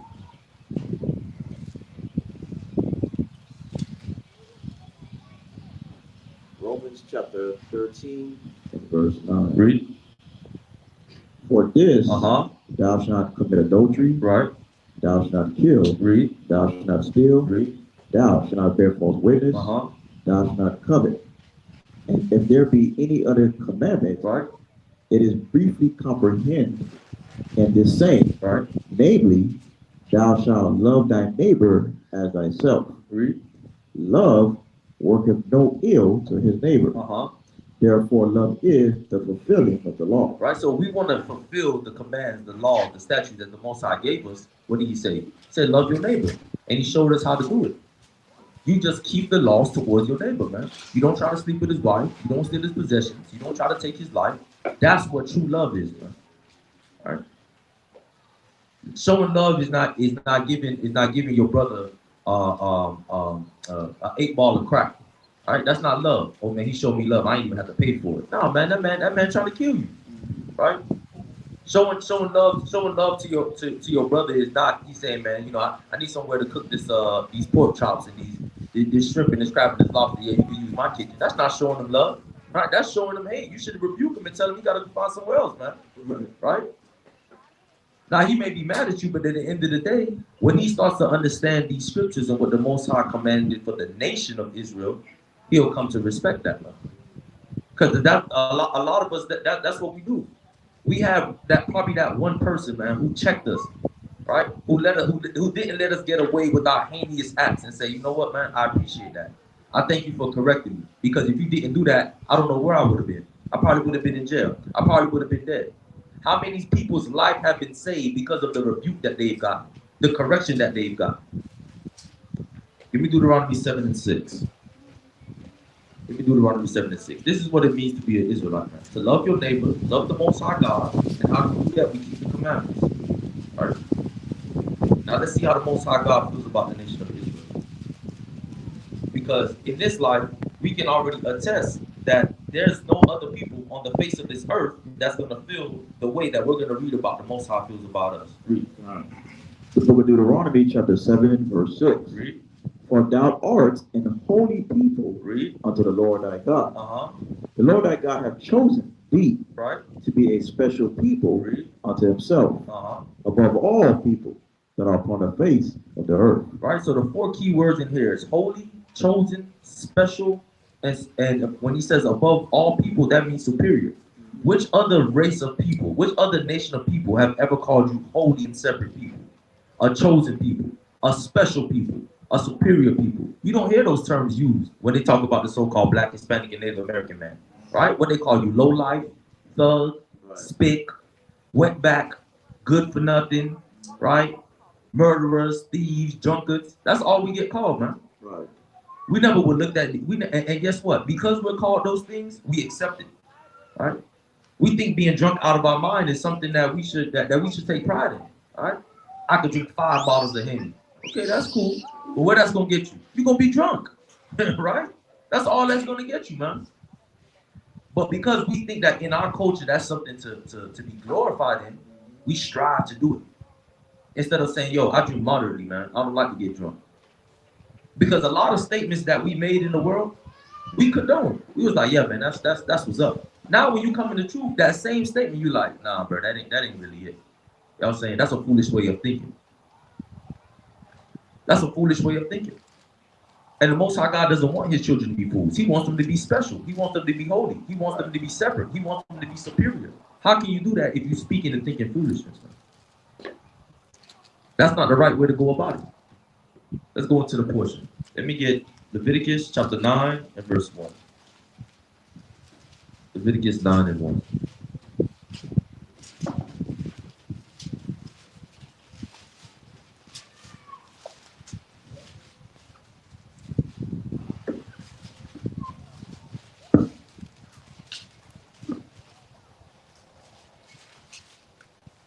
Book of Leviticus, chapter 9, verse 1. Uh-huh.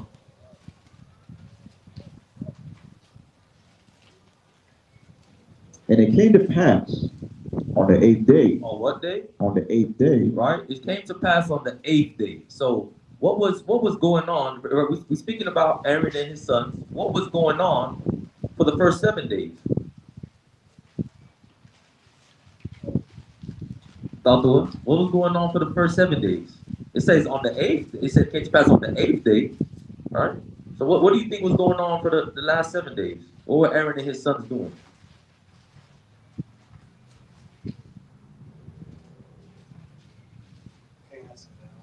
Huh? You can answer that one? Azariquan? What were Aaron and his What takes a 7-day process when it comes to the priest?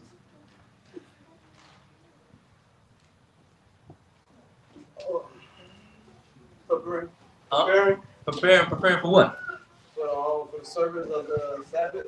What would you call it? It's the what process? Look for a specific word. The temple.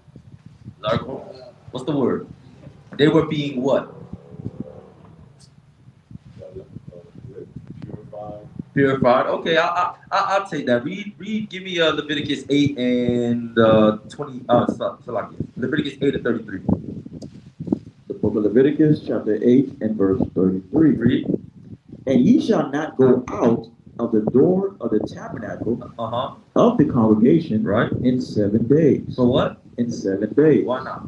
Until the days of your consecration be at an end. For 7 days Right. shall he consecrate you. Right, so the priests go through a 7-day consecration process before they start the ministry and the work of the Most High God. So that's why it says on the 8th day, and now we're going to get into what they had got going on. Look on. They didn't do the offerings yet, right? They have to be consecrated first before they start to do that. All right, so that's why I just wanted to let everybody know that we on the 8th day, so something had to be going on for the first 7 days, and that was that consecration process for the priest. Pick up Leviticus 9 and 1 again. Leviticus chapter 9 and verse 1. Read. And it came to pass on the 8th day Right. that Moses called Aaron and his sons and the elders of Israel. Read. And he said unto Aaron, Take thee a young calf for a sin offering, right, and a ram for a burnt offering without blemish, and offer them before the Most High. And unto the children of Israel thou shalt speak, saying, Take ye a kid of the goats for a sin offering, right, and a calf and a lamb, both of the first year, without blemish, for a burnt offering. Also a bullock and a ram for peace offerings, to sacrifice before the Most High. Right. And a meat offering mingled with oil, for today the Most High will appear unto you. Read. And they brought that which Moses commanded before the tabernacle of the congregation, and all the congregation drew near and stood before the Most High. And Moses said, This is the thing which the Most High commanded that ye should do, and the glory of the Most High shall appear unto you. And Moses said unto Aaron, Go unto the altar and offer thy sin offering, right, and thy burnt offering, and make an atonement for thyself and for the people. And offer the offering of the people, and make an atonement for them, right, as the Most High commanded. Right. So now they're starting to offer up the sacrifices. Right. This is the point at that where the offer the sacrifices after they've been consecrated to do so for themselves and for the people. Read. Verse 8. Aaron therefore Right. went into the altar, Uh-huh. and slew the calf of the sin offering, which was for himself. Right. And the sons of Aaron brought the blood unto him, and he dipped his finger in the blood and put it upon the horns of the altar, and poured out the blood at the bottom of the altar. But the fat and the kidneys and the caul above the liver of the sin offering he burnt upon the altar, Right. as the Most High commanded Moses. Right. And the flesh and the hide he burnt with fire without the camp. And he slew the burnt offering. Right. And Aaron's sons presented unto him the blood which he sprinkled round about upon the altar. And they presented the burnt offering unto him with the pieces thereof and the head. And he burnt them upon the altar. Right. And he did wash the inwards and the legs, and burnt them upon the burnt offering on the altar.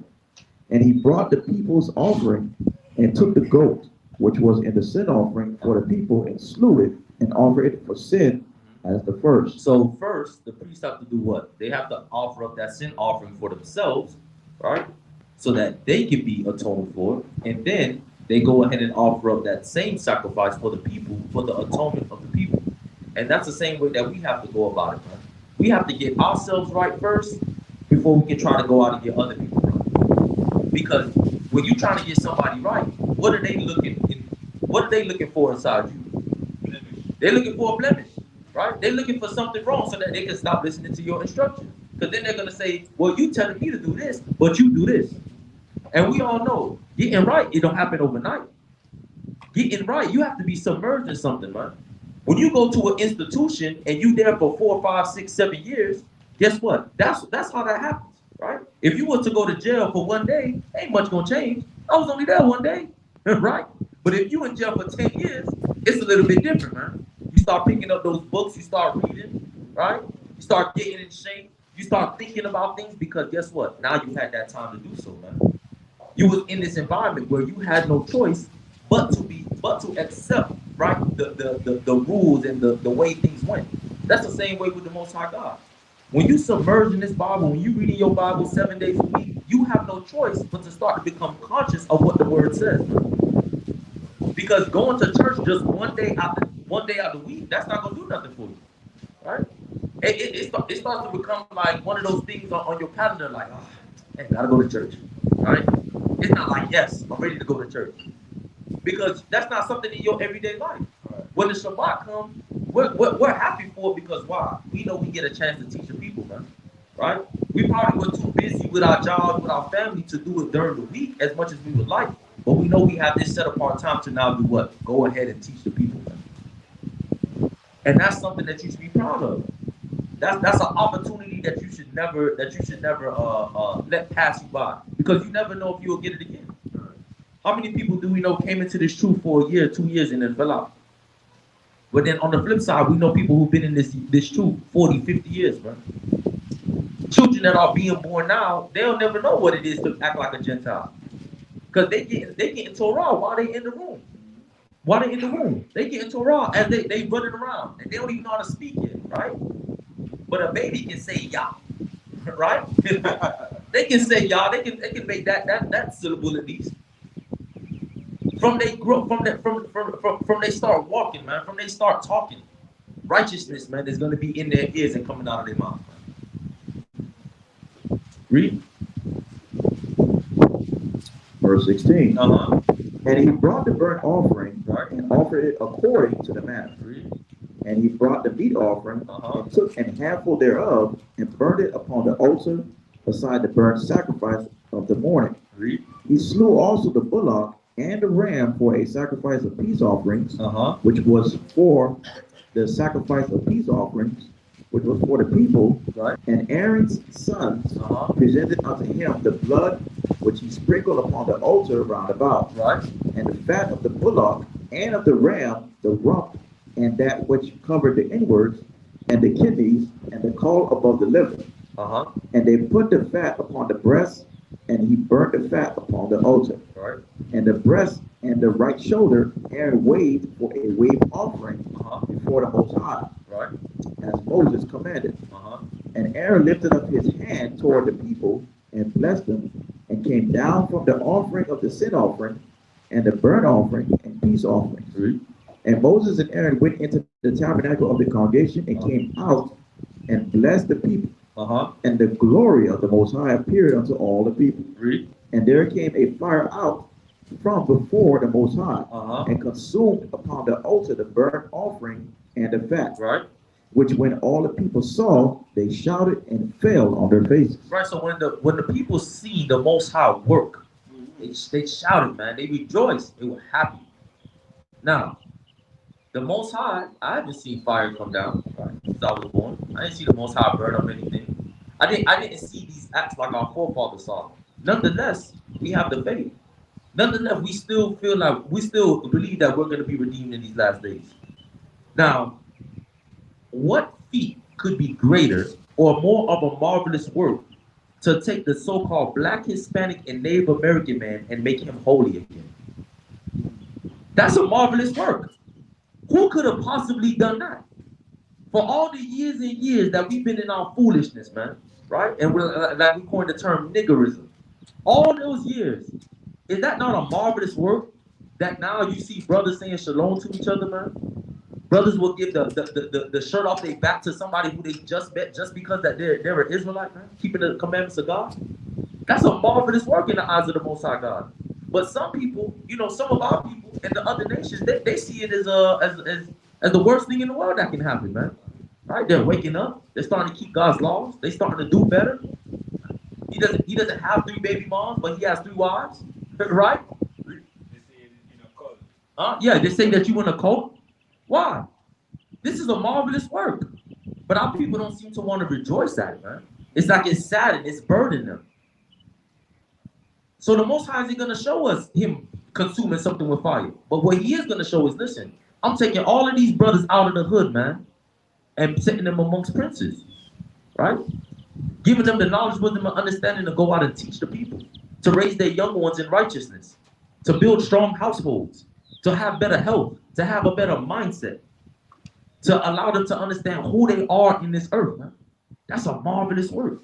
And we should be rejoicing every single time we see a brother just have on his fringes. He may still be battling with smoking. He might still be battling with unclean food. But guess what? That's one more brother that is starting to take a step in the right direction, man. And that's a marvelous thing to see. So let's not downplay, a brother coming into the truth, even if he might not have it all together when he come in or when you met him, right? Because we all know you could be in here for 10 years and you still fall. Like the scriptures say, righteous man fall down 7 times, get up 8. You still gonna make mistakes in this truth.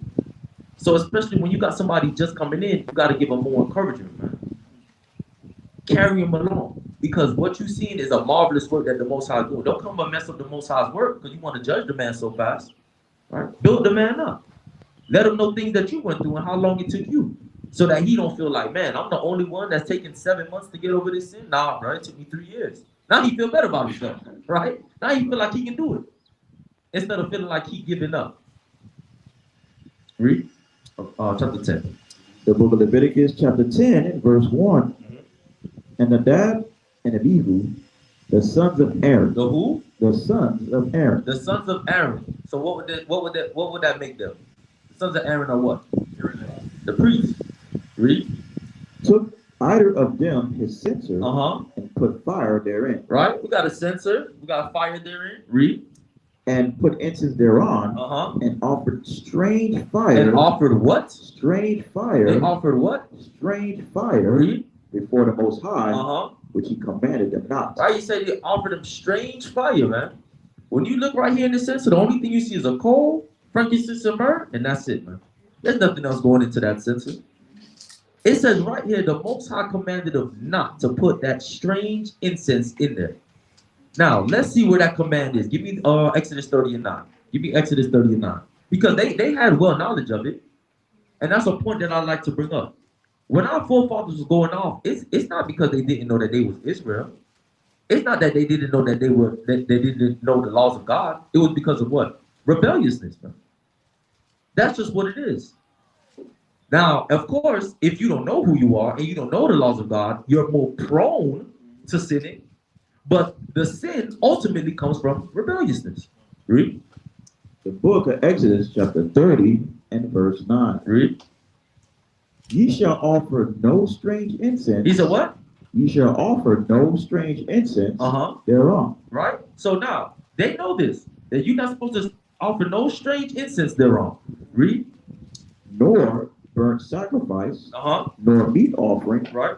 Neither shall ye pour drink offering thereon. Right? So he said, listen, when it's time to burn the incense, the frankincense and myrrh, don't throw a piece of curry chicken in there, right?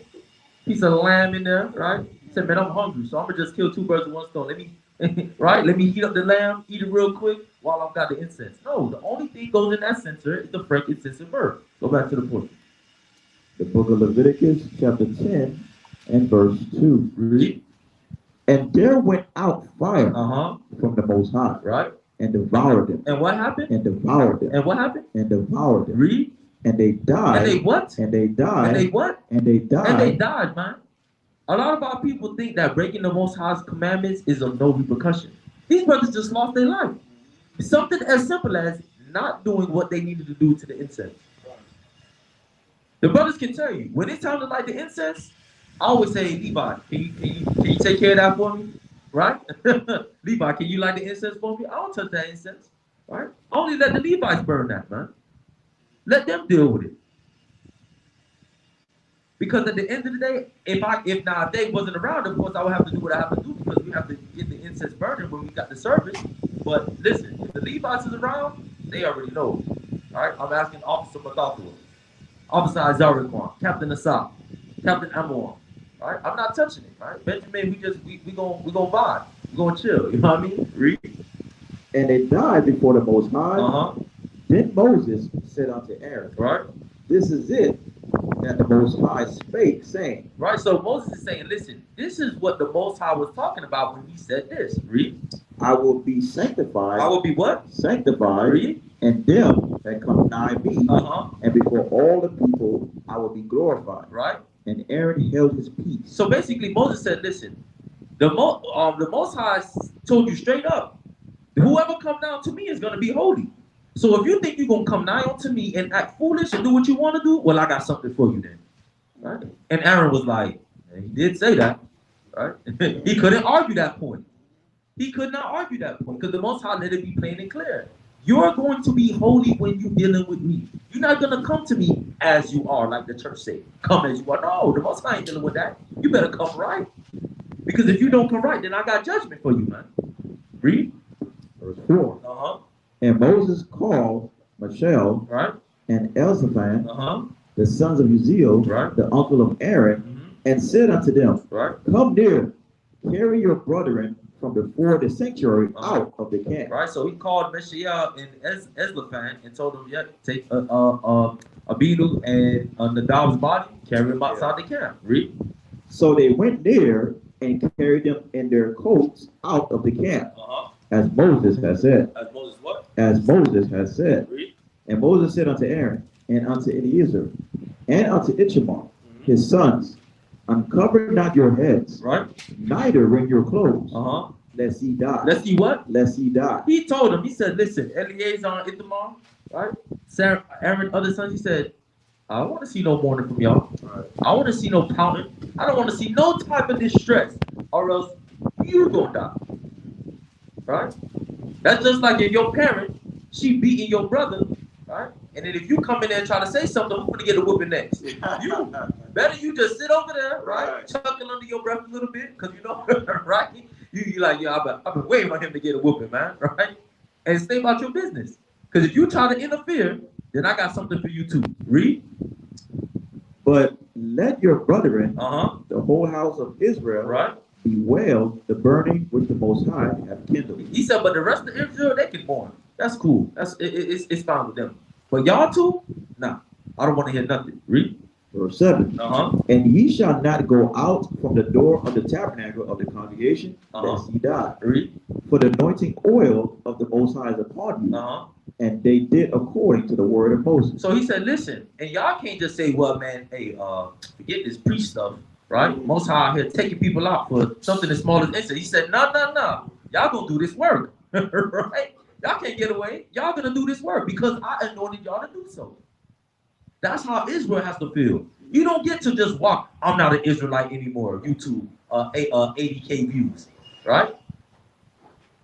My life as an ex-Hebrew Israelite. Listen, you don't got a choice. You got to do this work. You have to keep these commandments. Where do you think you're going, right? You've been chosen as a son of the Most High God. You've been born through that holy nation, man. That separate nation. You just don't get to pack up your bags and go home whenever you feel like it. You are obligated to do the work of the Most High, man. And if you don't want to do it, well, then I guess you'll find out the hard way, man. We hate to see our brothers perish in the hoods, in the slums. But we also know that if you want to turn your blind ear to the Most High God, that's what comes with it, man. The Most High sends out that judgment and that death angel going to be swarming around your head, man. Read. Verse 8. And the Most High spake unto Aaron, saying, right, do not drink wine nor strong drink. Right. Thou nor thy sons with thee, when ye go into the tabernacle of the congregation, lest ye die. It shall be a statute forever throughout your generations. So why is the Most High saying that they shouldn't drink strong drink or wine when they go into the tabernacle of the congregation? Huh? Why are they saying that? Why do you think so, Zarek? Yeah, because they just had a death,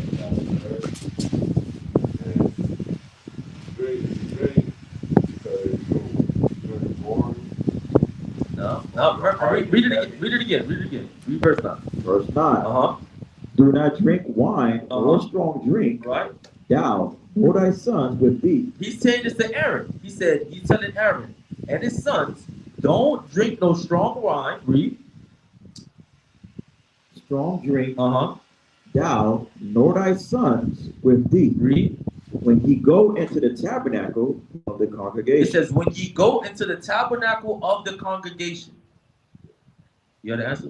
I was gonna say, you're not supposed to be under the influence. You're not supposed to be under the influence because you might make a mistake like who? The dab and the Abihu. Right. And then what's the consequence for that mistake? Right? You finished, right? You up to the third heaven. Now the Most High gonna talk to you face to face. All right? You were just on earth. I always think about that little filter on TikTok.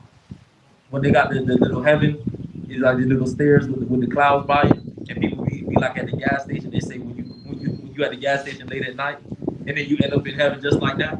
That's how the Most High did them with it, man. They was on earth and now they in the heavens. Read. Lest ye die, Uh-huh. it shall be a statute forever throughout your generations. Read.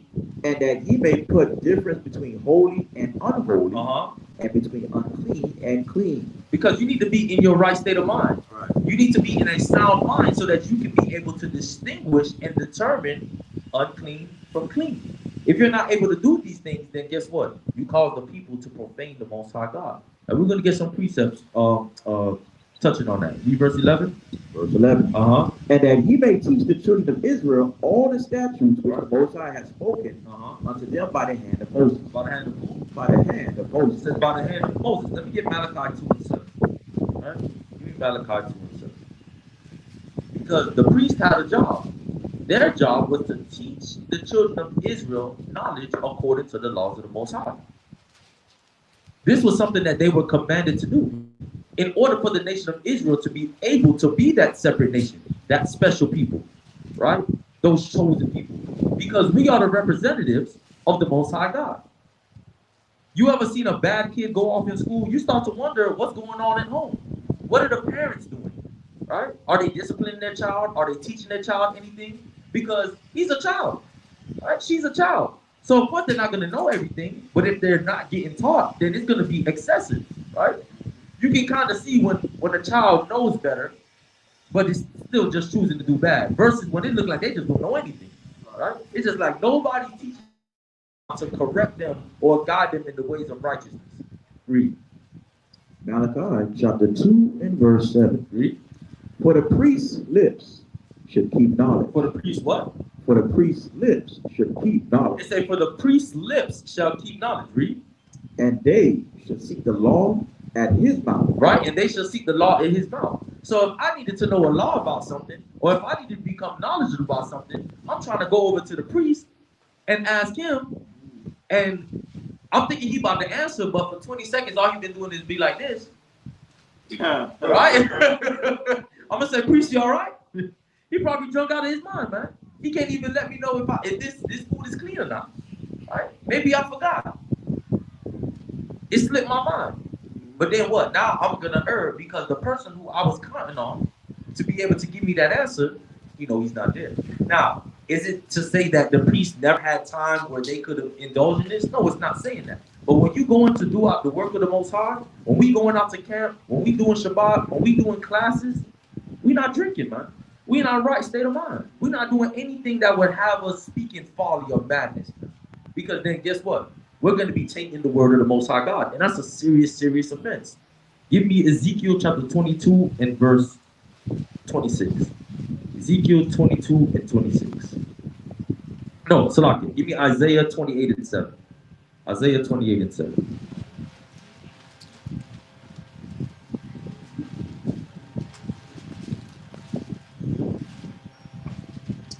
The book of Isaiah, chapter 28 and verse 7. Read. But they also have erred through wine. It said they also have erred through wine. Read. And through strong drink are out of the way. Read. The priest. The who? The priest. The who? The priest. Read. And the prophet. The priest and the prophet, the two people selected to go out and teach the word of the Most High God, read. Have erred Uh-huh. through strong drink. They have erred through strong drink, man. They cause the people to err through strong drink. So we always got to be mindful of our state of mind when teaching the word, man. Don't try to be sitting there giving 1,000 breakdowns and you know that you done had 4 or 5 cups. Yeah. Proverbs 31, verse 5. Come on. You finish that up. Finish that up. Then Proverbs 31. 31 in verse 5 said? Verse 45. Oh, 45. Okay, come. They are swallowed up of wine. Uh-huh. They are out of the way through strong drink. Right. They err in vision. Uh-huh. They stumble in judgment. They err in vision. They stumble in judgment, man. Now they can't see everything right. All right? They used to be able to point out a sin quick. Now they thinking like, man, is that what? I forgot what the law say about that one, man. Now I'm gonna just leave him alone to the morning time, right? I'll rebuke him in the morning time. Right? He done did what he done did already, right? Now you trying to judge the matter. It's supposed to be a sin worthy of death. You just like, just let him slide, man. All right, I'll deal with him tomorrow. Nah, man. Right? This brother's supposed to be put to death. He just murdered somebody, right? You can't just let him go. He gonna do it again. Right? He needs to be judged according to the law of the Most High God. Proverbs 31 and verse 4. The book of Proverbs, chapter 31, and verse 4. Uh-huh.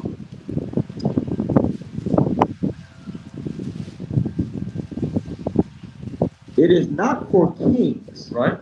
O Lemuel. Uh-huh. It is not for kings to drink wine, Right?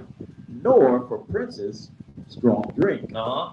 lest they drink and forget the law. And do what? And forget the law. And do what? And forget the law. Right? That's what it, that's the whole reason.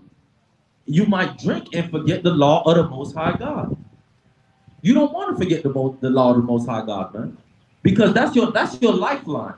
Once you forget the laws of the Most High God, man, it's like you commit suicide. Right? Now we understand that the drunkenness is not gonna last forever. Eventually you're gonna sober up, you're gonna get back right. But who's to say that you won't do something within that time frame that might cause you a position in your camp, in your congregation, right? You might have been coveting somebody's wife, and then you finally found the courage to say something to her, right? And this man, he benched 325, right, 100 times. Now he's gonna knock your jaw loose. Now you wake up in the morning wondering what happened. Right. You know Israel got the video. Israel has the video. They're gonna show you. You went over there, right, saying something to the man's wife, something disrespectful. He knocked you out, man. You're going to be on the shade room. Right, you're gonna be on the shade room. Right, world star hip hop. Now you mad? Nah. That's because everybody got to know their limit, man. There's nothing wrong with drinking, but that's why the scriptures say do it in moderation, so you don't get to that point and cause yourself to forget the law. You read it? Finish that out. Yeah. And pervert the judgment Uh-huh. of any of the afflicted. Right, and pervert the judgment of any of the afflicted. Someone's getting harmed. Someone's just broke into their house and stole all of their stuff. Someone's afflicting this person, and you forget what the judgment is, right? Yeah. You just like, oh, well, do you have the stuff? Nah, I sold it on eBay. Well, I'm sorry, man. He sold it on eBay. There's nothing we can do. No, he's supposed to get back the fifth part, right? He's supposed to get back the fifth part. Everything he stole and the fifth part, man. You can't just, we can't just throw away the judgments of the Most High God, because that's what keeps order within the nation. And without order is chaos. Without order is chaos. So the cascade of effects of the people who are supposed to know the laws of God and be able to teach the people soundly, they can't have that happen to them. Now, today, there's a different type of wine that we're drinking, man, that's making us drunk, right? It's called philosophy. It's called doctrine of devils. That's what's making our people drunk today, man. You try to tell somebody that the dietary law is still in effect today, they want to argue with you.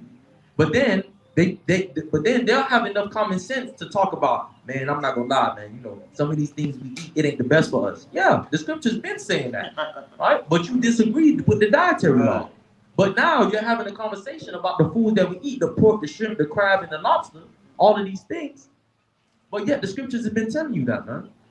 That's why the Proverbs 3 and 5 say, right, don't lean on your own understanding, because you're gonna go the wrong way. Give me Jeremiah 51 and 7. Give me Jeremiah 51 and 7.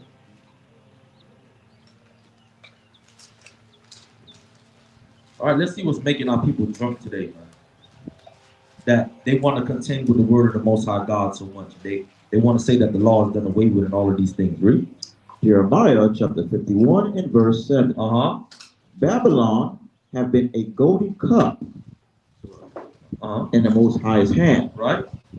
that made all the earth drunken. It made all the earth what? Drunken. It made all the earth drunken. Read. The nations have drunken of her wine. Therefore, the nations are mad. Therefore, the nations are mad. America is the trendsetter. Whatever America do, the other nations are going to follow. Yeah. So now, this wine, this filthiness, right? This corruption, this perverted judgment that America is showing throughout the world, they're trying to go ahead and make everybody accept it. They're trying to say, listen, you can't call that child a boy or a girl. You just have to, what they call it? Non-binary, right? You can eat whatever you want to eat. You can do this. You can do that. Just so that it can be accepted throughout the earth, man. That's what's got our people drunk, man. What America says is acceptable versus what the Most High says is acceptable. If you go down the line and look at what America says is acceptable versus what y'all say is acceptable, you'll find that there's no connection, man. Right. At all, whatsoever. It's on the total other side of the spectrum, man. Because they're a sinful kingdom. They're a sinful people. They have that wisdom to spread sin around the world, man. That's their job. They're the devil that the Bible speaks of.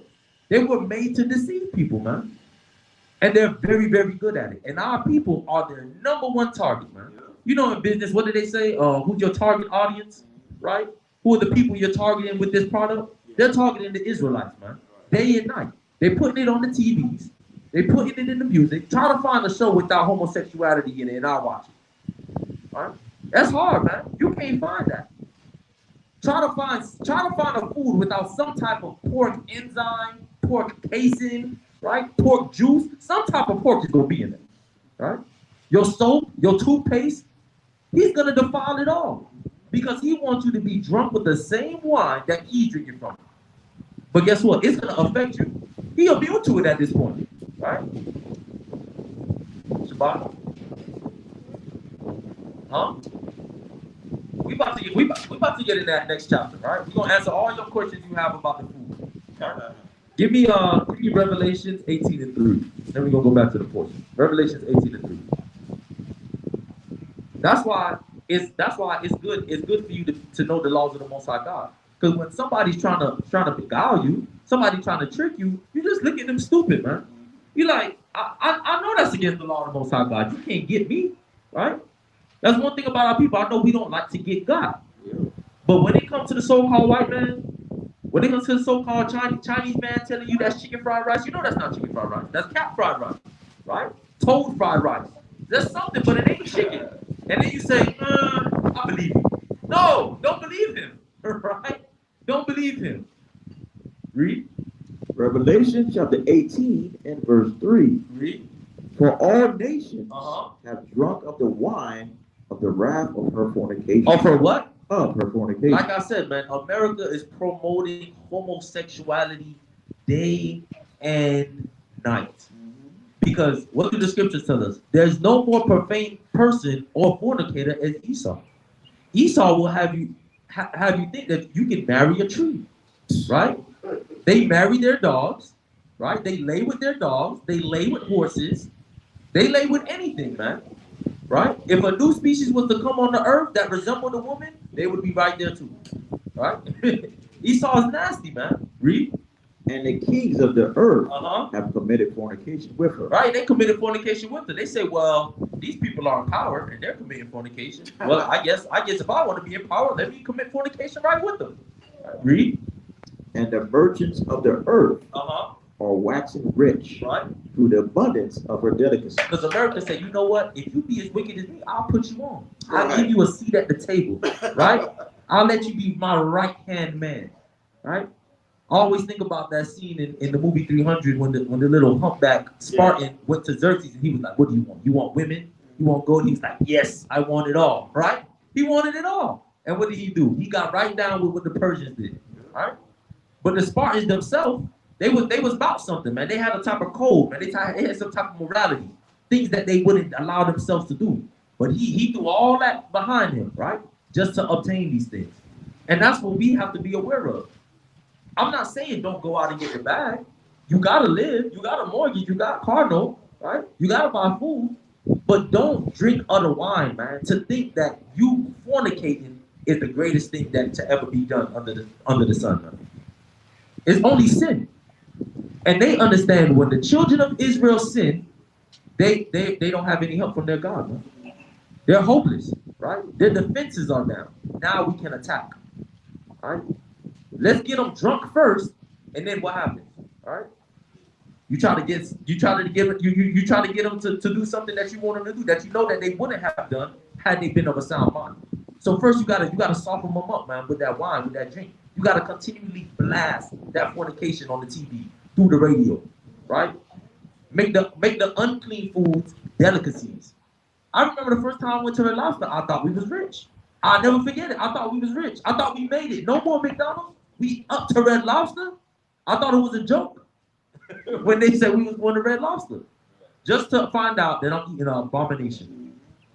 Yeah, I was seeing like most of these commercials nowadays, everybody advertising pizza is always pepperoni. Yeah, they advertise the pizza when they got the pepperoni. Right. Because they know the children, they know Jake at the house. He just fired up the blunt. So you know what we're gonna do? We're gonna go ahead and throw the pepperoni on the pizza, and he's gonna order, right? Now Papa John's phone is ringing off the hook. Yo, let me get that pepperoni meat lovers pizza, man. That thing look fire.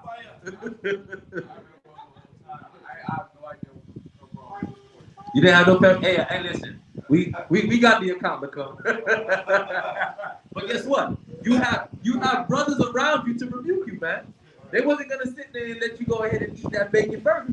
Right? They let you know, listen, you gotta bring that back. Right? It's not just take it off. The juice and stuff that already got on the burger, they gotta go make a fresh one. I do my research. Right? Yeah, that's good. And now you're knowledgeable, and that's good. So now you ain't drinking with the wine. Because you probably looking at the menu, and they got the biggest burger on the menu was the one filled with most bacon. Right? You like, yeah, boy, that's the Baconator 2000. Yeah, let me get that. Right? Special discount. It used to be $15, now it's $10. Oh yeah, let me get that. All right? Now you go to the doctor 3 months later and they say, yeah, we found worms in your stomach. And you trying to figure out how did this happen? Yeah, with that bacon that you ate, the Most High judged you for. Don't. And the biggest influence is the Chinese man, because he'll eat octopus with a scorpion, laced up with a line of ants. Right? Alligator, whatever. And nothing happens to him. He goes on to do his kung fu and he's ripped until he's 70 years old. But you do it, and now you got to chop off your foot. Right? Because you got the gout. Yeah, the squid. I remember there was one story I read. This lady, she ate calamari. That's baby octopus, right? Yeah. And I guess they got like laws in her gums. And of course, you know, your mouth is an area that, you know, has saliva and all that stuff. So it was the perfect condition for the eggs to grow. And so she just had this big old thing started to grow in her mouth. She's like, man, what is this? Man, they pop that stuff. You see little baby octopuses, man. You got a whole aquarium going on in your mouth, man. Right? Because you wanted to eat the calamari. Because you were told that that's the food of the gods, right? They got it in a little plate. Right? Making it costs $50 for 2 ounces. Just to kill yourself, man. And I'm bringing up food because we're about to go into Leviticus 11 where the dietary law comes in, man. All right, let's go back to the portion. The book of Leviticus chapter 10, verse 12. And Moses spake unto Aaron, and unto Eleazar, and unto Ithamar, his sons that were left, take the meat offering that remaineth of the offerings of the Most High made by fire, and eat it without leaven beside the altar, for it is most holy. And ye shall eat it in the holy place, because it is thy due, and thy son's due, of the sacrifices of the Most High made by fire.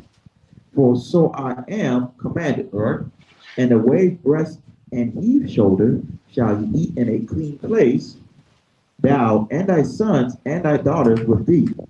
For they be thy due and thy sons' due, which are given out of the sacrifices of peace offerings of the children of Israel.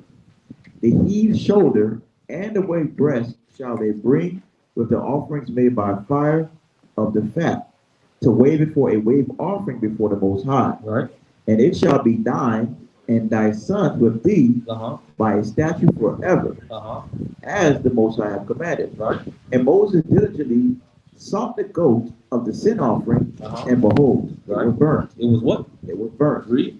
And he was angry with Eleazar and Ithamar, Uh-huh. the sons of Aaron, which were left alive, saying, Right.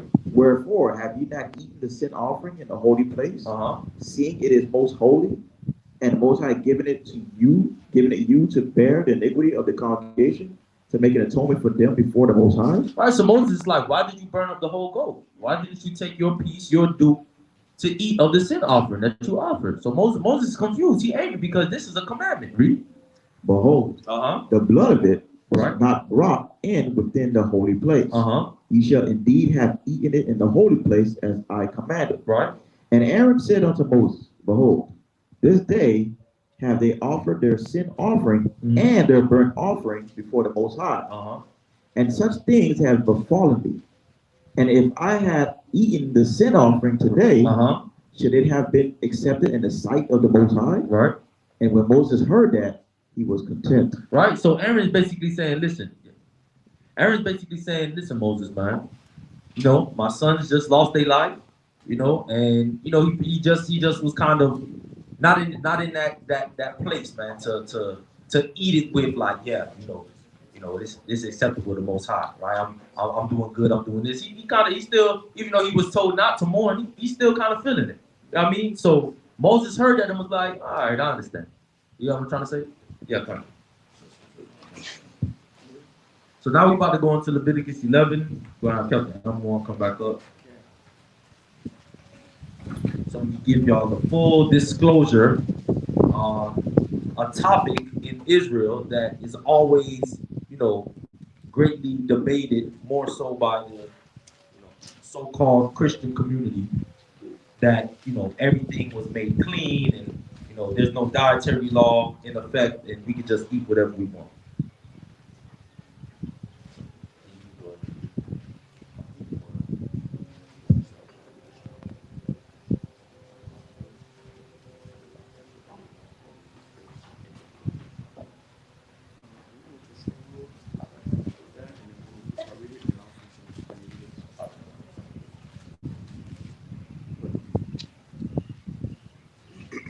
The book of Leviticus, chapter 11 and verse 1.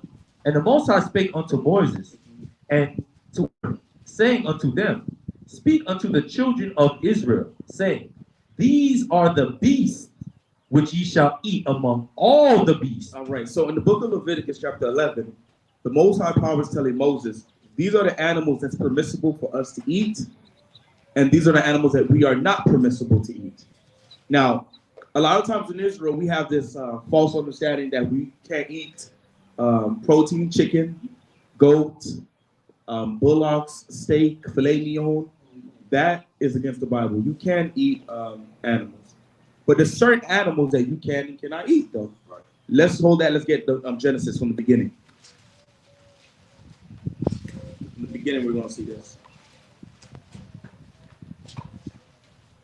So you're going to see this on Facebook. You're going to hear people tell you that was just, you know, for a time, but from the beginning, it wasn't so. That's not according to the Bible. Not chapter 9 and start from verse 2. The book of Genesis, chapter 9 and verse 2. Go ahead. And the fear of you and the dread of you. So he's speaking to man from the beginning in Genesis. Read. Shall be upon every beast of the earth. So just like when me and this brother was right here, we see this big lizard or whatever, and they just seen us and they just ran off. That's the fear the Most High put on the animals from the beginning. When they see man, they fear. Some animals, they have less fear than others. Right. But read. And upon every fowl of the air, read. Upon all that moveth upon the earth, read. And upon all the fishes of the sea, read. Into your hand they are delivered. So the Most High gave us power over them to use them for their purposes. Read. Every moving thing that liveth shall be meat for you. It should be what? Meat for you. It should be good for you. It's good. Read. and even as the green herb have I given you all things. He said, just the same way he gave us herbs. Now, there's herbs you could eat, right? And I say herbs, I don't mean like the hood slang herbs. I mean like cucumbers, zucchini, kale, arugula, paprika, peppermint. There's some of them that you can use to eat and to make tea. But there's some of them like poison ivy, if you boil that up, you will die. Some of them you cannot use. Read. Verse 4, but flesh with the life thereof, which is the blood thereof, shall ye not eat. So with the blood in it, you cannot eat the flesh. So the same way the Most High gave us wisdom on how to deal with the plants and use them for their purposes, the same way he gave us animals. Some you can use for work. Some of them you use to guard your house. Some of them you can't eat. The same way with plants. You use certain plants to heal, certain plants that's for decoration. Let's go right back to Leviticus 11:1. Oh, man. I had something in Genesis too that showed that they knew the clean and the unclean. Oh, yeah. Oh, you go ahead and get that. The book of Genesis chapter 7 verse 1. Uh-huh. And the Most High said unto Noah, Mm-hmm. come thou and all thy house into the ark, for thee have I seen righteous before me in this generation. So prior before the Most High flooding the earth, he chose Noah and his household to be delivered from the flood that's going to come upon the face of the earth. Read. Of every clean beast. Of every what? Clean beast. So that shows us from the beginning there was an understanding of what was acceptable to eat and what was unacceptable. Read. Thou shalt take to thee by seven. By what? By sevens. Because you're going to eat more of the animals you can eat versus the animals you cannot eat. Right. Read. And the male and his female. Read. And of the beasts that are not clean. And if not what? Not clean. So this is what we're reading about in Leviticus 11. What's clean and what's not clean. Just because it has seasoning and it has a nice grapeseed oil and it's tossed on a salad, that doesn't mean it's clean. Right. Just because it tastes good don't mean it's clean. Go ahead. I was going to say, like, it's kind of crazy how, like, in children's books, they only talk about the two. Like, you never learn in like, children's backstory books that some animals were taken by seven.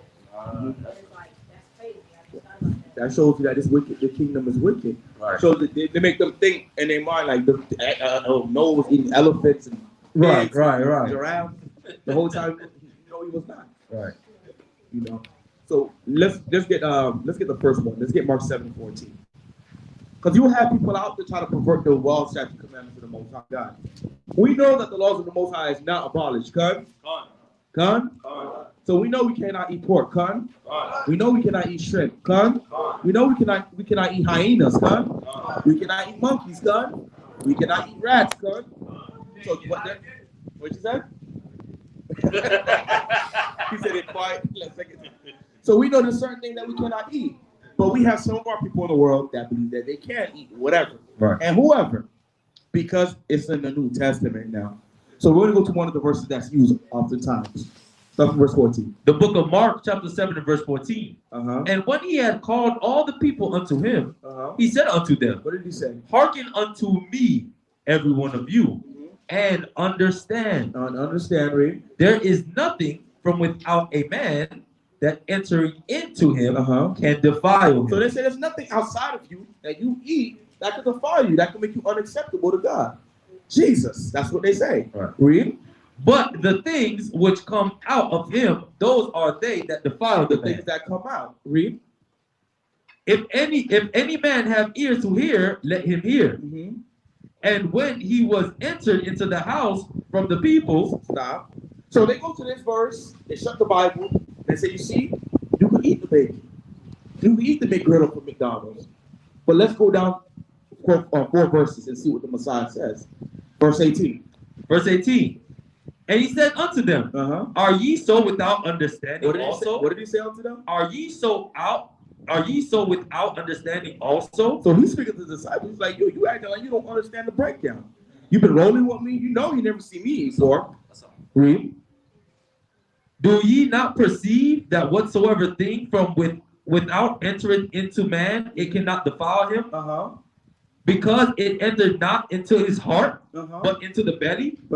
Read. And goeth out into the draught, purging all meats. Read. And he said, that which cometh out of the man, that cometh out of the man, read, that defiled. So let's see what he's going to say about it. Read. From within, From within cometh what?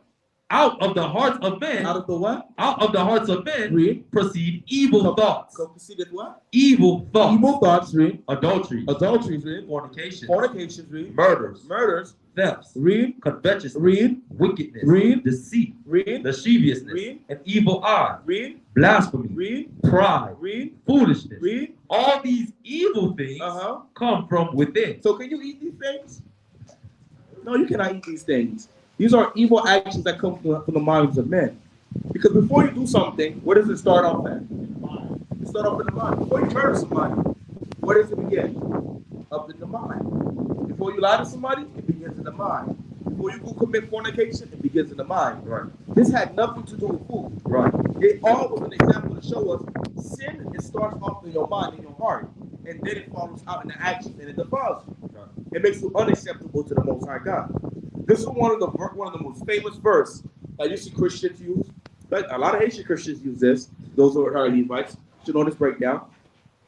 But we see that has nothing to do with food. No one in the verse that Yahweh shall tell us to go eat pork.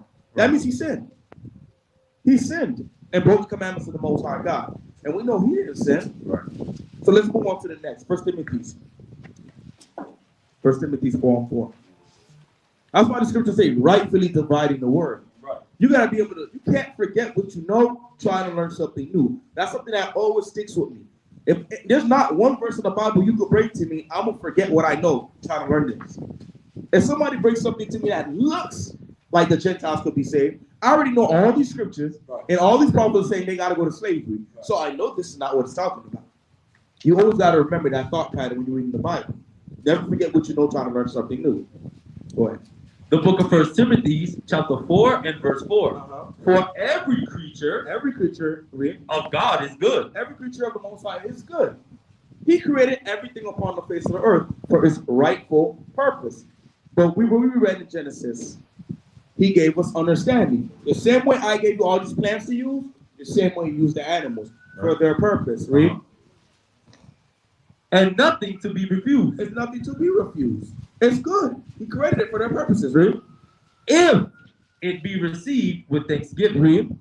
For it is sanctified. It is what? It is sanctified. Where in the Bible did the Most High show us which food was sanctified? Where in the Bible? Leviticus. Leviticus chapter 11. So let's go to Leviticus chapter 11, verse 46. They'll go to this verse and say, oh, you see, if you receive it in thanksgiving, but he said it was sanctified. What was sanctified? There's food that was sanctified for you to eat, and there was food that was sanctified for you not to eat. Leviticus 11 and 46. The book of Leviticus, chapter 11 and verse 46. Is everybody at Leviticus 11, 46? I know the wind is blowing a lot, so I'll take you off the verses. Everybody there? Come. All right, read. This is the law. This is the law of the beast. Of the what? Of the beast. Read. And of the fowl. And of every living creature. And of every living creature, read. That moveth in the waters. Read. And of every creature that creepeth upon the earth. To make a difference. To make a what? A difference. Between the unclean. Between the unclean. Read. And the clean. And what was clean. What was sanctified for you to eat. And what was sanctified for you not to eat. Now, what if this is not enough? We would need a New Testament verse. Go ahead. Well, all of those say that Deuteronomy 14 also talks about it. 14 verse 4, I go verse 5, writing down, right? And what you can eat. So let's get a New Testament verse. I know sometimes we don't go over this a lot because of the process of time. So let's go to Paul's time. Did things change? Because Paul's a doctor of the law. He understands the scriptures of the Most High God. Let's get 2 Corinthians 6 and 17. Let's see if things change. We're going to understand that all throughout the scriptures, everything goes hand in hand. There's not the Messiah saying one thing and the prophets are saying a whole nother thing, and the prophets and the Messiah is fighting in a room. It's not like that in the scriptures. Scriptures hold hand in hand. There's no contradictions in the Bible. Go ahead. The book of 2 Corinthians chapter 6 and verse 17. Read. Wherefore, come out from among them. Read. And be ye separate. And be ye what? Separate. Read. Saith the Most High. Touching not the unclean thing. Touching not the what? Touching not the unclean thing. What are some of the things that are unclean? Pork is unclean. What else is unclean?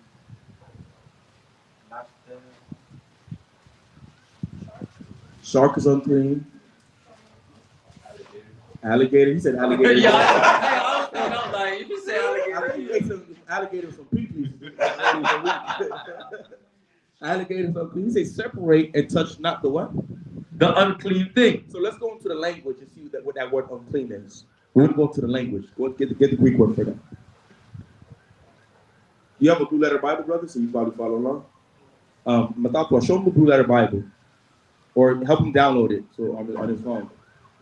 So a lot of times we'll go into the Hebrew, we'll go into the Greek, because when you go into the language, it gives you a better understanding of what's being said. Even during the time of the Corinthians, they understood the clean and unclean. Why would Paul tell them not to touch the unclean thing if the unclean laws don't matter no more? Right. Pork is unclean. So that has to apply with that as well. Go ahead and read that.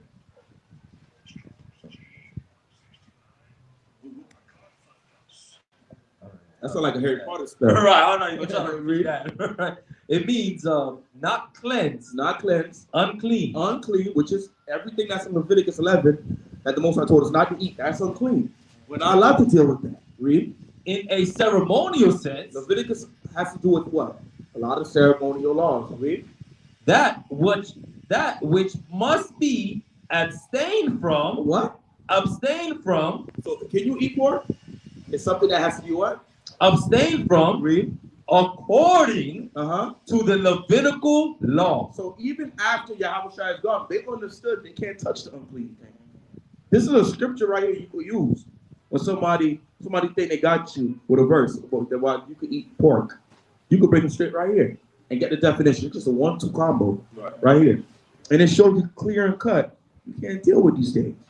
The Most High sanctified us for a purpose, man. We can't be sanctified and we're eating the unsanctified. Right. That doesn't make any sense at all.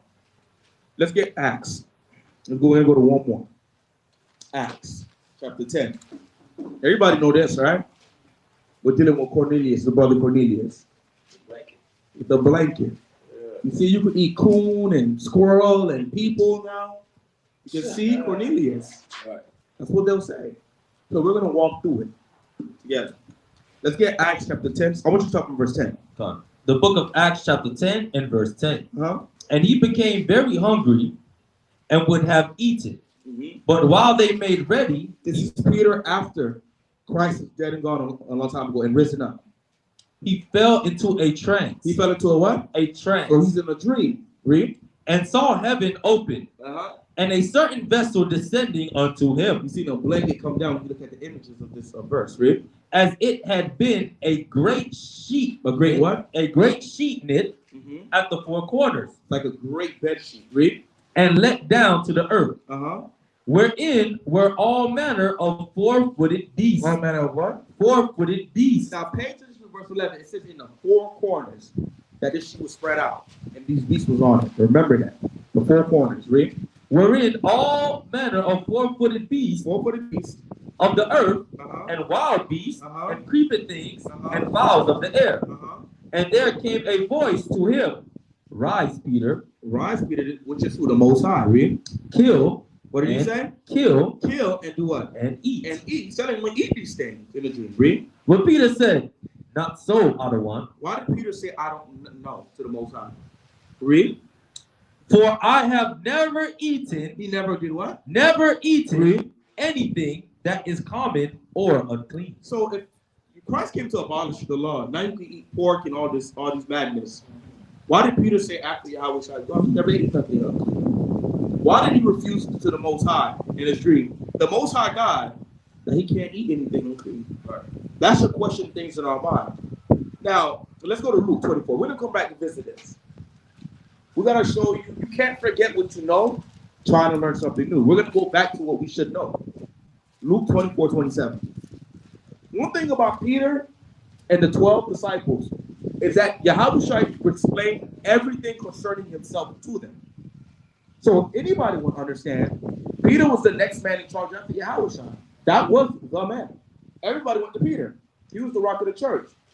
So he would know if the laws are going with. He would know if you could eat bacon and raccoon and lizards or teriyaki sauce. Right. He would know. If anybody should know, he would know. Right. So let's read. The book of Luke chapter 24 verse 27. And beginning at Moses. Starting from Genesis, read. And all the And prophets all the prophets up to Malachi. Because those were the books that was accessible during that time. Read. he expounded. He did what? He expounded He is the Messiah. He's doing what we're doing right now. Read. unto them Unto them what? in all the scriptures All the scriptures that was accessible. Read. the things concerning himself. He taught them everything about him. So if Peter was alive today, Peter could tell you why Christ did this, and that in Matthew. 100% down to the T. Because the Messiah sat down and taught him everything about him, about his purpose and his mission. So if anybody would know, he would know. So we see later on, decades later, he refuses to eat anything unclean. That's a question, some things in our mind. So what is he trying to, why did he say that? What's Most High trying to show us? Let's get Isaiah 66 and 15. On parle dans Ésaïe, chapitre 66, verset 15. Oh, he's coming back. Okay. So we see that Peter refused the Most High. It's because Peter understands everything concerning the Messiah. And one thing that we know about the Messiah is that he's coming back. And when he's coming back, what is he bringing when he comes back? Fire. Peter understands that. And this is why he refuses to eat anything unclean. Let's go to Isaiah 66, 15 real quick. The book of Isaiah, chapter 66 and verse 15. For, behold, the Most High will come with fire. Now, when it says the Lord, it's not talking about the Most High himself, but the Messiah. He's the one that's coming down in the name of the Most High God. Read. And with his chariots, What is what? his chariots Read. like a whirlwind, Like a whirlwind. Read. to render his anger with fury, Read. and his rebuke with flames. For by fire and by his sword will the Most High plead with all flesh. And the slain of the Most High shall be many. They that sanctify themselves. So we were about to find out some of the people are going to have to die when he returns. Read. And purify themselves. Now, when it says sanctify, I mean those people that stay away, they try to make themselves look good and righteous. Read. In the gardens. In the gardens. Read. Behind one tree. Behind trees where nobody's seeing. In the midst. Read. Eating swine's flesh. What are they going to be eating? Eating swine's flesh. So what's swine's flesh? It's pork. And this is a prophecy right here. It didn't never came to happen yet. Read. And the abomination. And the mouse. So they're eating all detestable things according to the Levitic law. Read. Shall be consumed together. They're going to be what? Consumed together. Read. Saith Yahweh. So these people are going to die. Peter understands if he eats anything unclean, he may be a part of the judgment. So that should tell us already, this is not what we're seeing right here. This vision. It has nothing to do with literal peace. Let's go back to Acts chapter 10. Already, if this hasn't convinced you cannot eat things that's unclean, I don't know what to tell you. But we're going to continue going back and breaking it down line by line in Acts chapter 10. I want you to start right back at verse 11 when the sheet comes down. The book of Acts chapter 10 and verse 11. And saw heaven open, and a certain vessel descending unto him, as it had been a great sheet knit at the four corners. At the four corners. Now that should remind us something. We can't forget what we know, trying to learn something new. What else does this remind you at? The four corners. Who's at the four corners? Who was prophesied to be scattered? God, the four corners. Who? These beasts are not literal beasts. They represent something. Just like in a lot of times in the scriptures, the book of Revelation, we'll see dragons, we'll see this, and that. Is it literal dragons coming out in the last days? No. Hold that, Hosea 12 and 10. I believe it's 10 and 12. It's a lot. This vision that he's seeing is supposed to represent something. And we're going to show you through examples in the scriptures how the Most High could use beasts to represent men in the Bible. Hosea chapter 10, verse 12. Read that example, just to clarify what I said. The book of Hosea chapter 10 and verse 12. Is everybody at Hosea 10 and 12? If you're an officer and up in the camp, you should have this written down. So when somebody asks you this, you'll be able to break it down. You want 12 and 10. Oh, 12 and 10. Come, go on.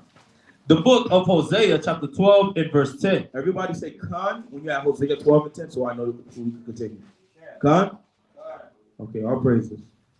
I have also spoken by the prophets.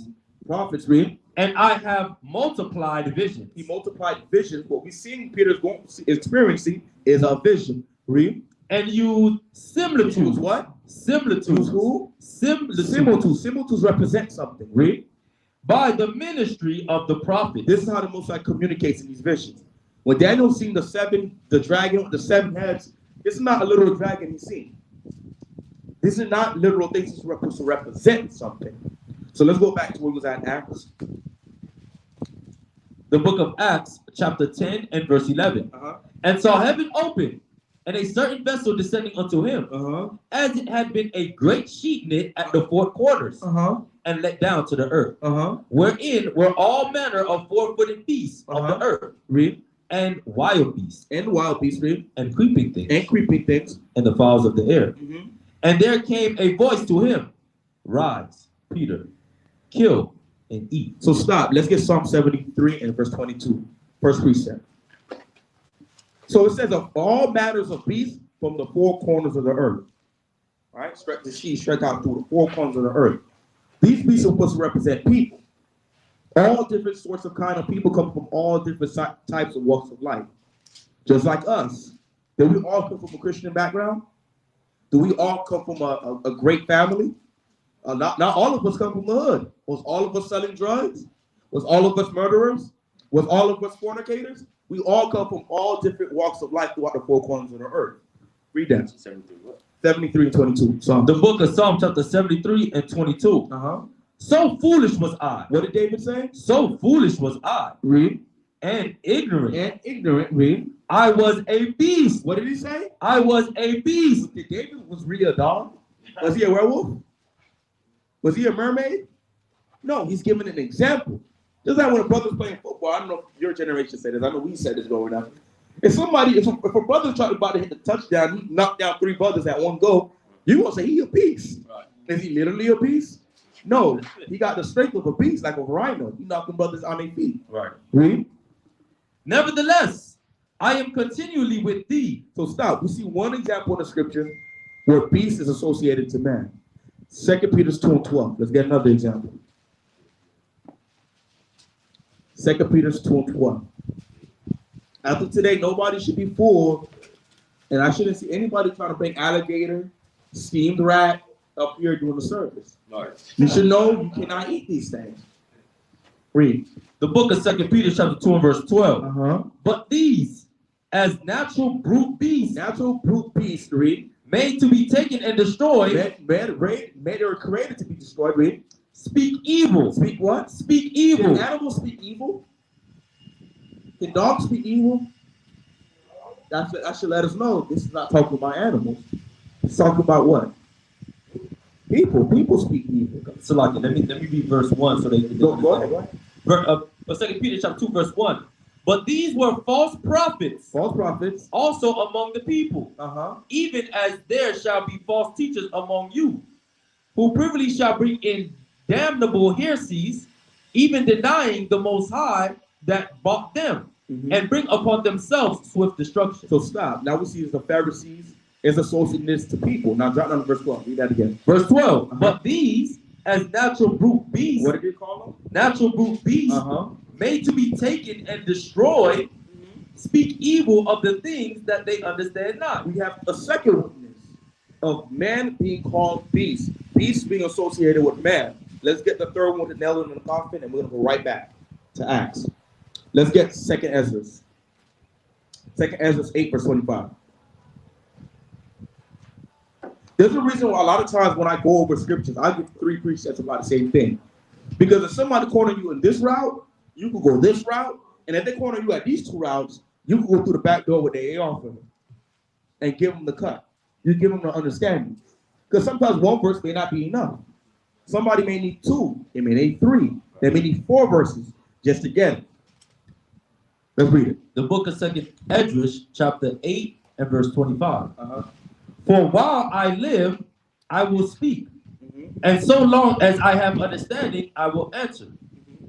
Oh, look not upon the sins of thy people. The sins of thy who? Thy people. The sins of who? Thy people. People, read. But on them which serve thee in truth. Regard not the wicked inventions of the heathen, but the desire of those that keep thy testimonies in affliction. So we see it already. This tone is talking about the Israelites, the people of the Most High God. Read. Think not upon those that have walked vainly That is wickedly. Read. before thee, Right. but remember them which according to thy will have known thy fear. Read. Let it not be thy will to destroy them That what? which have likened like beasts. So like it. Which have lived. God, let me read it again. Let it not be thy will to destroy them which have lived like beasts. That the Israelites have lived like beasts. When you was eating whatever you want to eat, you was moving just like a dog do. A dog eats whatever he wants to eat. Right. When you were sleeping all over the place, you're just like a cat. I remember my husband telling me about his backyard cat. Right. You're all over the place like your baby mamas in the community. You was living like an animal. When you was just spewing madness out of your mouth, you was just like those parrots that just spew madness out of its mouth. We was living like animals. This is why the Most High showed Peter this example. Because during that time, a lot of our people was living like animals. Let's get 1 Corinthians. And then we're going to top it off. 1 Corinthians 5. 5:1. This is why it's very important for us to go through the gospel.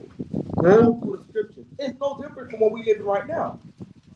When you see the way our people is living, imagine you at the Passover, you about to eat the lamb of the Most High God, and a flaming homosexual wearing a onesie try to sit in front of you eating the Passover. You're going to feel like, yo, somebody needs to remove this animal. Right. You don't know where he's at? That's what was going on in the quote-unquote New Testament. A lot of our people strayed their backs to the Most High and wasn't living right. They were living like animals. Just like today's time, how we used to live like animals before the Most High called us. Get that scripture for me. The book of 1 Corinthians chapter 5 verse 1. This is just an example. Those of you who's new to this, read. It is reported commonly that there is fornication among you. So this is the church of Corinthians, the problem child of Paul's letters. Read. And such fornication as is not so much as named among the Gentiles. So this is so bad what was going on in this church. Say, yo, even the heathens don't get down like you guys get down. Read. That one should have his father's wife. What was a brother doing? One should have his father's wife. A brother was snatching his father's wife. His mother-in-law. Trying to get right with his mother-in-law. Read. Verse 2. And ye are puffed up. And he said, you guys are bragging about this like this is a good thing. Now, anybody who has pets, pets don't discriminate. They can have a sister, they sleep with a sister. The mama right there, they'll sleep with the mama. Just like animals. During this time, our people, Peter and the other Israelites, brought in the custom, brought in Torah, they did not want to deal with these individuals. They didn't want to deal with them. So the Most High showed them a vision of unclean animals from all different types, walks of life, telling them you got to go deal with them. Let's get Acts 28, 10 and 28. We can finish it off, and let's see what Peter says. So far, is everybody walking along with me? Huh? Well, I know sometimes I get zealous, and I go on. The book of Acts chapter 10 and verse 28. And he said unto them, read, ye know how that it is an unlawful thing for a man that is a Jew to keep company, or to come unto another, or come unto one of another nation. Now, my question to everybody right now, he said, you know it's an unlawful thing. Where in the law did it say that? Deuteronomy 7 and 3. Let's read it again. Read it again. The book of Acts chapter 10 and verse 28. And he said unto them, ye know how that it is an unlawful thing, read, for a man that is a Jew, read, to keep company, or to come unto one of another nation. Now, where in the law does it say this? You can't sit and talk to somebody of another nation. That's nowhere in the law of the Most High God. No, that's nowhere in the law. So let's read that again. The book of Acts chapter 10 and verse 28. And he said unto them, ye know how that it is an unlawful thing for a man that is a Jew, Judea, read, to keep company or come unto one of another nation. Who sit and talk to somebody of another nation. Now, when you read this word nation, you think it's talking about a heathen. You think it's talking about a Gentile. But it's not. This word right here is alaphilos. It's a Greek word. It's a compound word. 2 words to make up one. So we're going to look at this word in the language and see who's Peter addressing. Because this is the beast that the Most High said him to go deal with. Earlier in the verse. So I want you to get that from you. You're going to see it's 2 compound word in the Blue Letter Bible. The word nation. For those of you who know you like to battle Christians, you know you sisters, this question might come up. Write it down. Write it down. I believe it's Acts 10 and 28. For which word? Nation. You got it? And that's the compound word that makes it up right there. Is everybody, who's, by the show of hands, who's there? You there? In the Blue Letter Bible? Brothers back there, you in the Blue Letter Bible already? I already know some Christians are going to convert some of y'all. I already see it. And nobody's what we call it for JC. I already know. This is the Blue Letter definition for nation.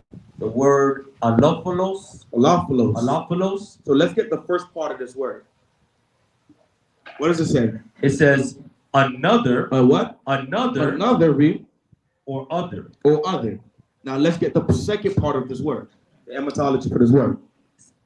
Another or an other, read. A tribe. A what? A tribe. Another or an other tribe, read. In the New Testament. In the New Testament, read. All the persons. All the persons. Every time this word is used, it's always used for who? Descending from one of the 12 sons. Of the what? Of the 12 sons. Read. Of the patriarch Jacob. So this word is always used for anybody who descends from one of the 12 tribes of Israel. So Cornelius was a what? He's a Lophilos. He's another from another what? He's another tribe descended from one of the 12 sons of Israel. When Moses sent Peter this dream, this is what he's seeing.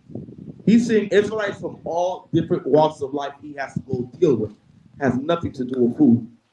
Does anybody have any questions? Any concerns? Go ahead. I was going to ask, what does it say written in the law? Let's get it. Mark 7:6. It's the same reason why they were trying to rebuke the disciples for eating without washing your hands. They say, yo, it's breaking the law. Where in the law does it say you have to wash your hands before you eat? There's nowhere in the law.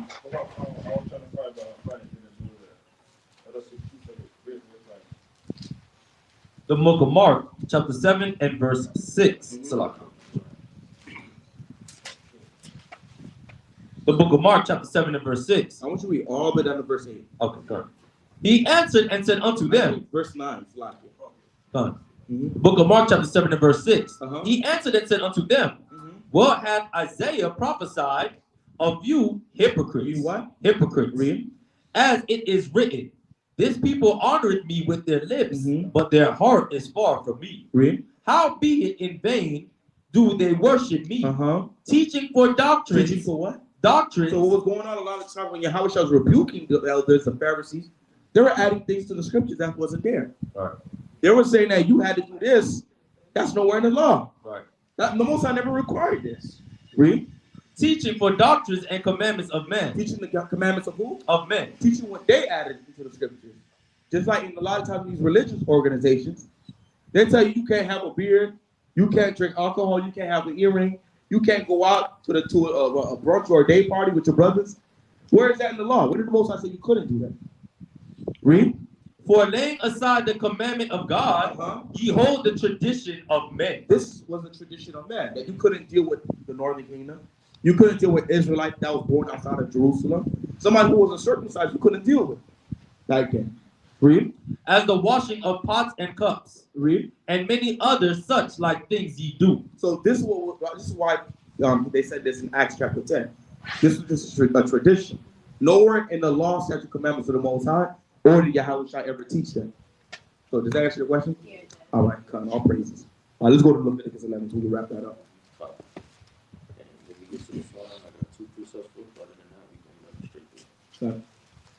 The book of Leviticus, chapter 11, verse 1. And Yahweh spake unto Moses and to Aaron, saying unto them, speak unto the children of Israel, saying, these are the beasts which ye shall eat among all the beasts that are on the earth. Whatsoever parteth the foot and is cloven footed, and cheweth the cud among the beasts that ye shall eat. Right. So, quick question. what was the main occupation of the Israelite man? What were we known for? What was our forefathers known for being? Shepherds, right? So as shepherds, we would know what a part hoof looks like, what a cloven foot looks like, what shoes to cut. Now today we might not have that knowledge, but it's just a Google search away. But understanding when we're given these dietary laws, we know about these animals, man. We know we probably have more of a sense of why the Most High is saying that things that we can eat and we can't eat. Because we know pigs are like dumpsters, man, right? We know at least they just eat anything. But all these other things that the Most High say not to eat, probably we don't know exactly why. But at that time, us being shepherds mainly, we probably knew. You know what I'm saying?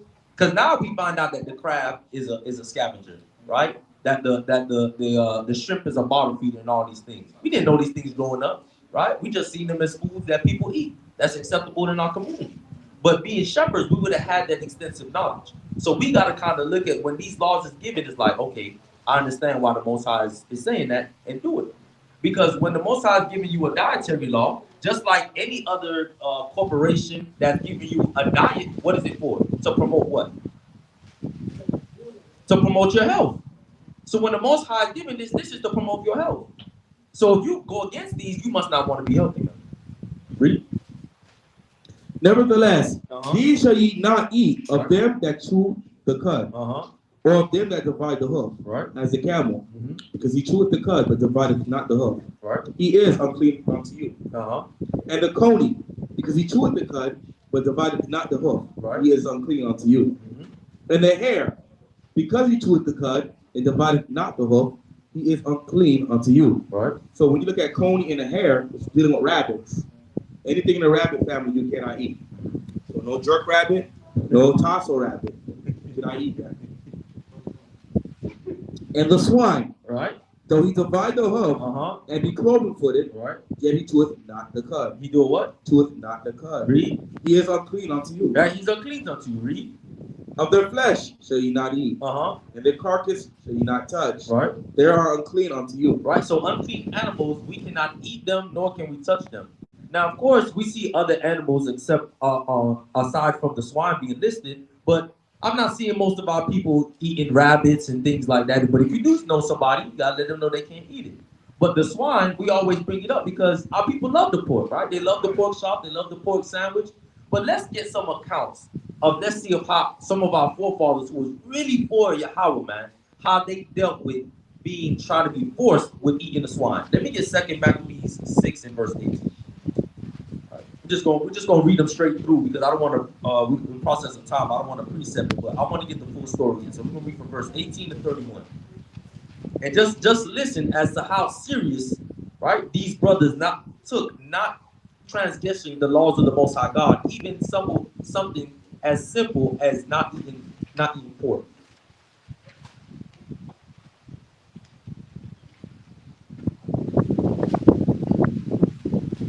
The book of 2 Maccabees, chapter 6, verse 18. Eleazar, one of the principal scribes, an aged man, in a well-favored continent, was constrained to open his mouth, and to eat swine's flesh. He's being forced to eat this swine's flesh by the kings of Greece at this time. Read. But he choosing rather to die gloriously than to live stained with such an abomination, spit it forth. It came of his own accord to the torment. Right, so they tried to stuff this pork down his mouth. He spit it out, man, and said, "Man, y'all gonna have to whoop me. Y'all ain't about to do this to me, right? I'd rather take the punishment than to defile myself by eating something that's unclean." Read. As it has behooved them to come that are resolute to stand out against such things, as are not lawful for love of life to be tested. But they that had the charge of the wicked feast, for the old acquaintance they had with the man, taking him aside, besought him to bring flesh of his own provision, such as was lawful for him to use, and make as if he did eat of the flesh taken from the sacrifice commanded by the king. Right, so they put Eliezer to the side and said, "All right, listen, you're gonna take this piece of chicken, but we're gonna make it seem like it's the pork. Just eat it, bro. Come on, but you tripping. Like, it's just pork. You gonna lose your life over that? It's simple. Just do it. You gonna chill, right?" Read. That in so doing he might be delivered from death. and for the old friendship with them find favor. Right. But he began to consider it discreetly. It has became his age, Right. and the excellency of his ancient years, and the honor of his gray head, Right. whereunto he was come, and the most honest education from a child, Right. or rather the holy law made and given by Yahweh. Therefore he answered accordingly, and willed them straightways to send him to the grave. So he looked up and said, I'm straight. Because since I was a kid, I've been keeping the laws of the Most High God.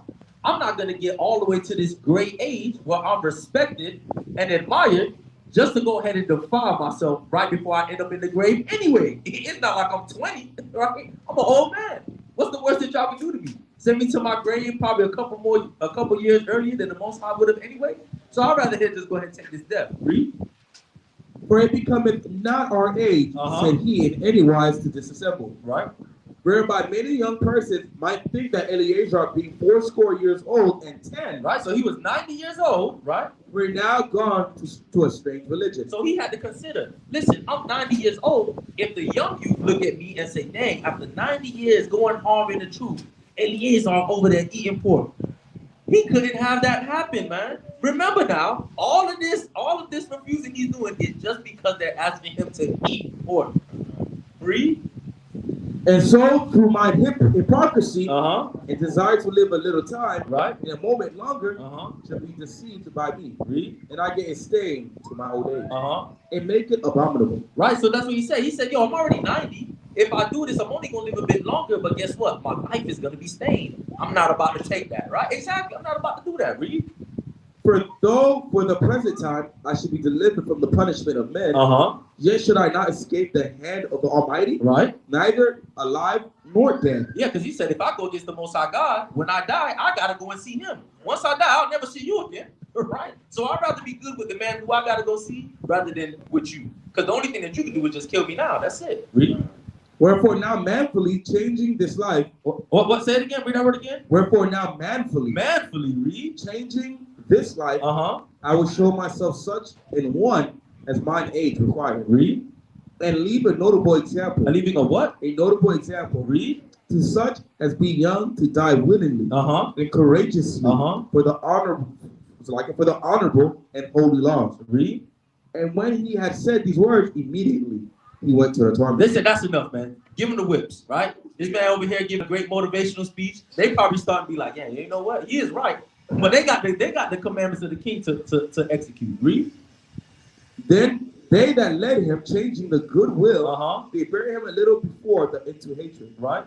Because the foresaid speeches proceeded, as they thought, from a desperate mind. But when he was ready to die with stripes, he groaned and said, it is manifest unto Yahweh, right, to have the holy knowledge, that whereas I might have been delivered from death, I now endure sore pains in the body, right, by being beaten, but in the soul am well content to suffer these things, because I fear him. Read. And thus this man died, leaving death for an example of a noble courage and a memorial of virtue, not only unto young men, but unto all his nation. Right? That was a credible act that Eleazar did, man.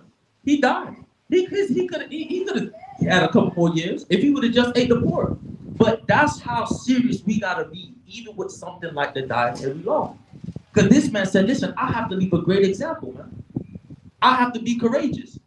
Because the fear of the Most High God is what caused that man to not go against the laws, man. And we read that in Sirach 2:15 every time. So we can learn something by just going over that one story, but what did it have to deal with? It had to deal with not eating the swine's flesh, which is what? A part of God's laws. And that's what is going to allow you to be courageous in these times. Because they're going to want you to do crazy things, man. All right? They're going to want you to try to wear a dress like Tyler Perry so that you can make a funny TikTok video. All right? Listen, man, you can get 500 bands right now. You're going to be living. I know you don't want to go to 9 to 5, but then you got to think, what's going to happen when like Captain Amor said earlier, everything is being recorded. What's going to happen when they point the finger like, so tell me about this cross-dressing time. what was going on here, right? You think you're going to be able to really sit there and say, yo, I did it for the 500 bands? They're going to be looking at you like you're stupid, man.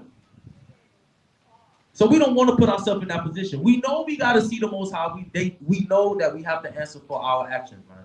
Don't do something that you're going to regret when you're sitting on that deathbed come 90, 80 years old, man.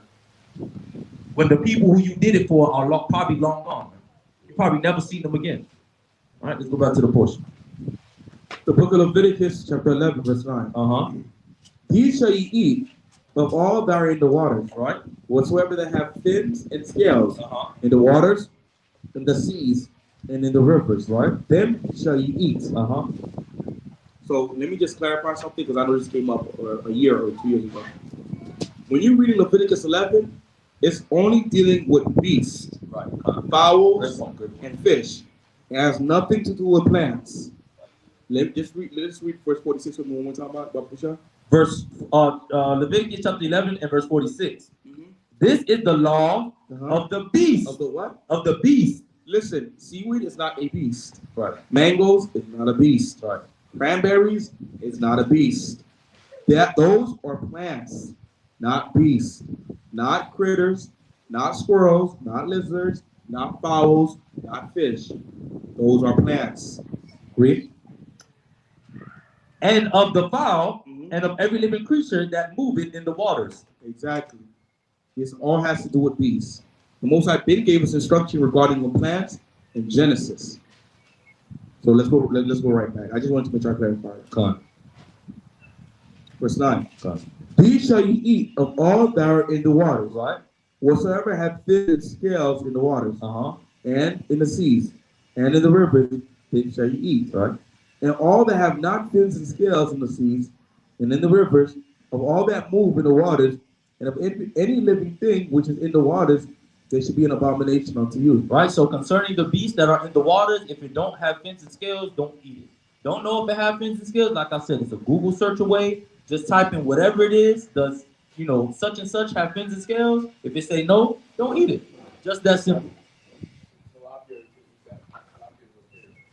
Tilapia has fins and scales, I believe. Yeah, con. So yeah, as long as it got fins and scales, you can go ahead and eat it. If it don't touch it. They shall be even an abomination unto you. You should not eat of their flesh, right? But you should have their carcass an abomination. Whatsoever have no fins, nor scales, right, in the waters, that should be an abomination unto you. And these are they which ye shall have an abomination among the fowls, right? They shall not be eaten. They are an abomination. The eagle, right, and the ostrich, and the osprey, and the vulture, and the kite after his kind. After his what? After his kind. Now see, when we dealt with the cattle, right?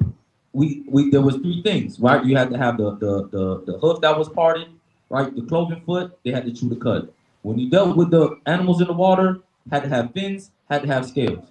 But when we dealing with the fowls, the Most High isn't giving like certain characteristics that they need to have, but He is listing them and then saying after their kind. So their species. Now, none of us are zoologists in here, so to be on the safe side, right, we're gonna stick with the meats that we know are clean. You have the turkey, right? You got the chicken. Other than that, I don't know it's too much when it comes to the fowl. The quail. No, I'm talking about fowls. Right? What'd you say? They are predators. No, I'm talking about fowls. I'm talking about fowls, huh? Yeah, majority of them are predators or scavengers. But it's just to highlight the Most High didn't give those specific requirements.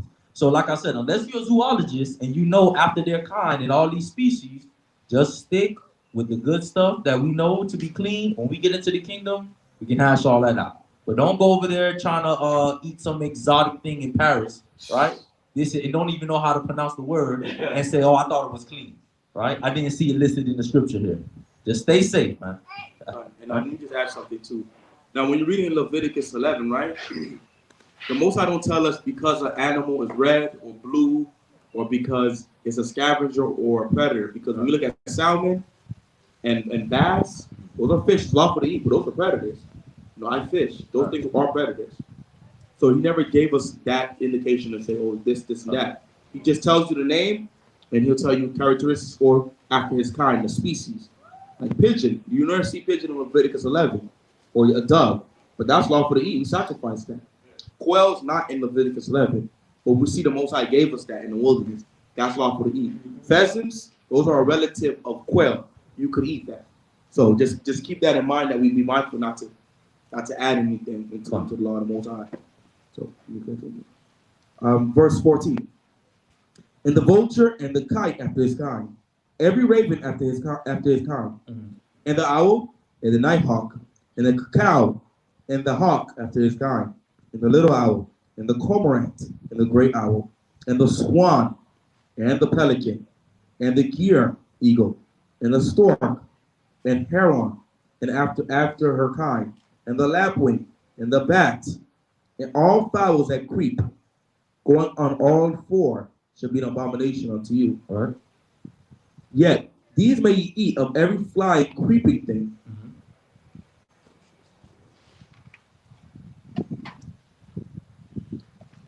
That goeth upon all four, right, which have legs above their feet, to leap with all upon the earth. Now this is talking about like grasshoppers and locusts. All right.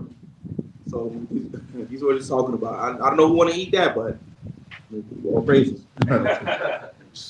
Even these of them you may eat. The locust after his kind, the bald locust after his kind, and the beetle after his kind, and the grasshopper after his kind.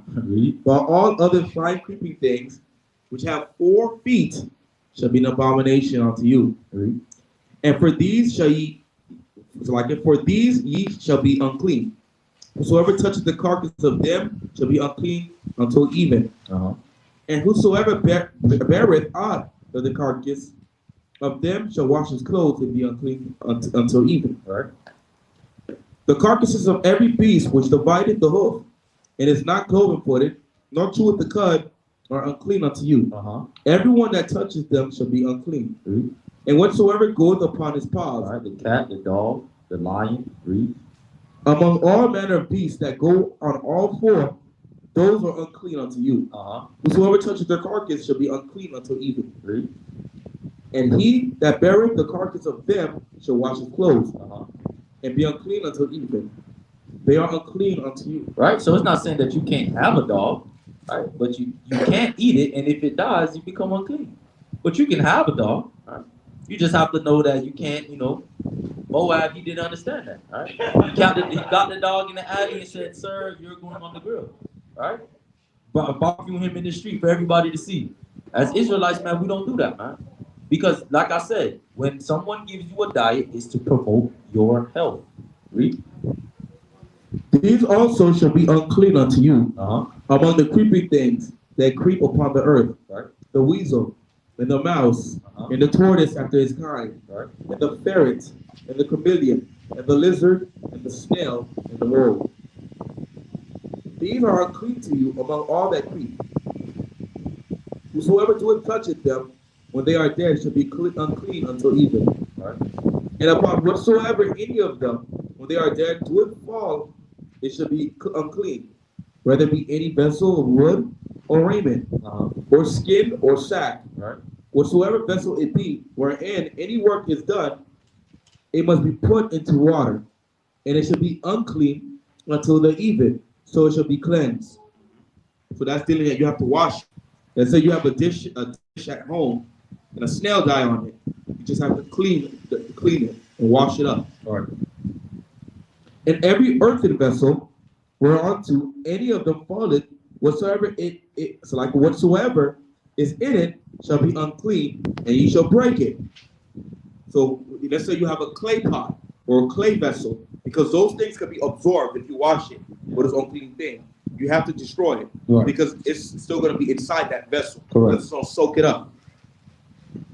Of all meat which may be eaten, thereon which such water cometh shall be unclean. All drink that may be drunk in every such vessel shall be unclean.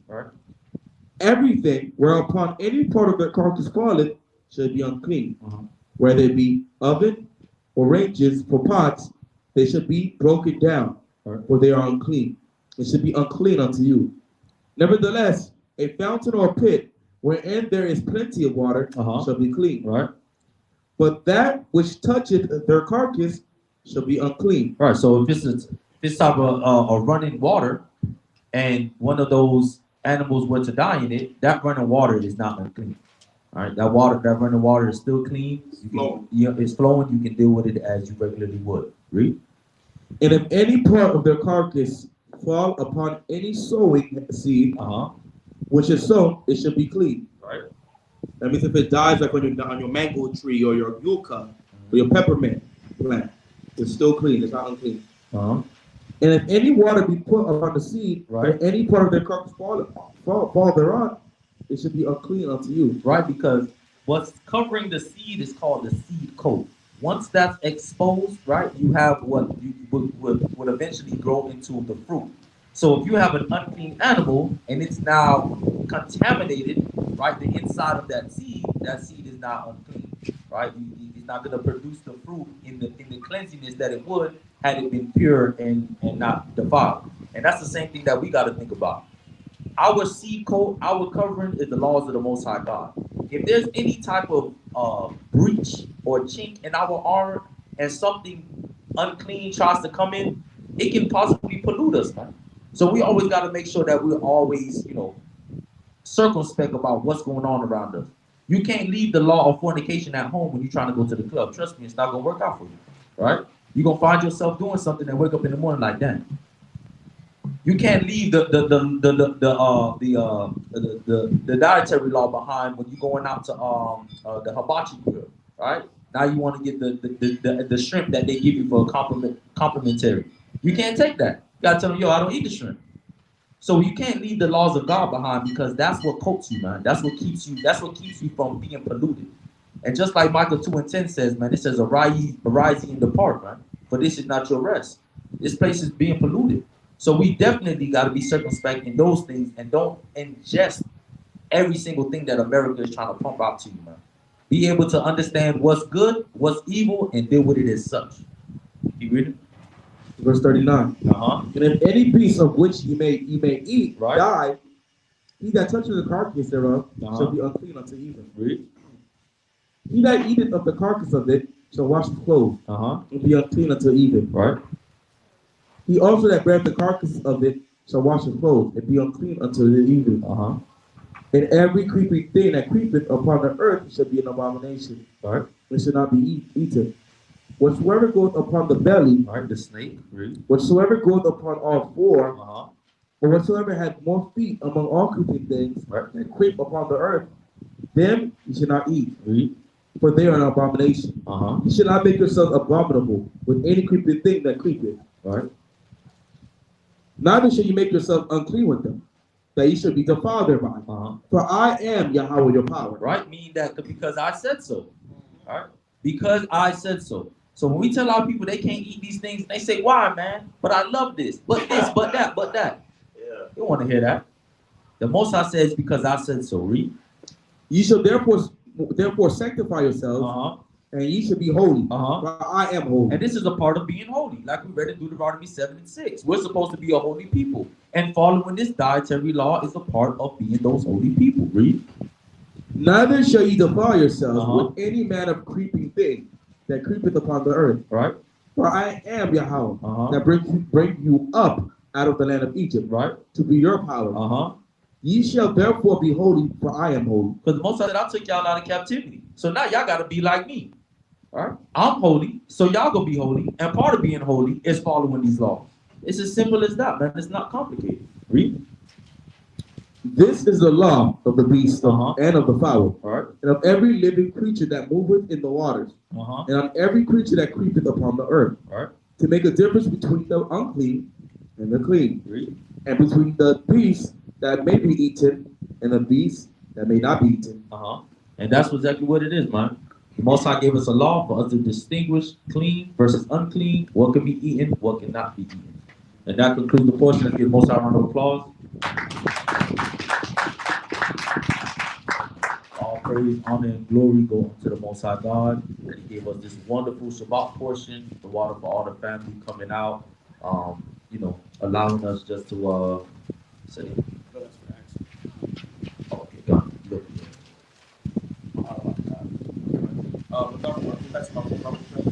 Give the announcements. But now, Malcolm, you want to give announcements for the sister? Oh yeah. Sisters class is no longer on Tuesdays, but on Mondays. Okay, so sisters class is no longer on Tuesdays, but it'll be Monday at 7 p.m., correct? Yeah, every other. Okay, every other Monday. Not the Monday after. Okay, not this Monday, but the Monday coming up would be the next sisters class. Let me try to get the date for that.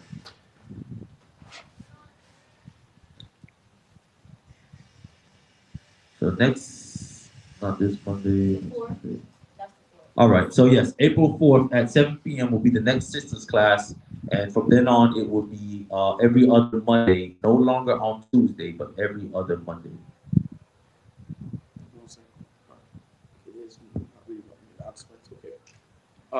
The only announcement I would say is that we are keeping the new moon next Thursday.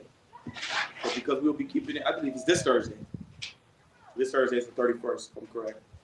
So we'll be going around doing the new moon preparation because that is the month of Abib. That is the month. That is the new moon. You can pop bottles. Certain brothers are going to have champagne poured on them. Just putting that spirit out there. So we'll go around the room so we can do the preparation. Can you scribe up, Cap Babusha? Passover will be April 14th at evening. Brothers that's in the camp, you're expected to be at the Passover preparation. All right? I want to see everybody there. If you have a job, please let your job know. Regarding the Passover, sisters, the colors for the Passover is navy blue and gold. If you don't have the colors, it's okay. Still come to the Passover. It's not about that. It's about keeping the commandments of the Most High God. All right? We are going to post the information for the Passover in the chat again, so everybody can have that information. So we'll start off, I guess, with me. So for the month of Abib, I will be bringing prestige to the month of Abib. Look, she said, that's right. I'm gonna bring Cajun chicken pasta. All right, Captain on vacation, chicken pasta. Cap. Well, I'll be in your quarters, but I'll bring wine. Okay.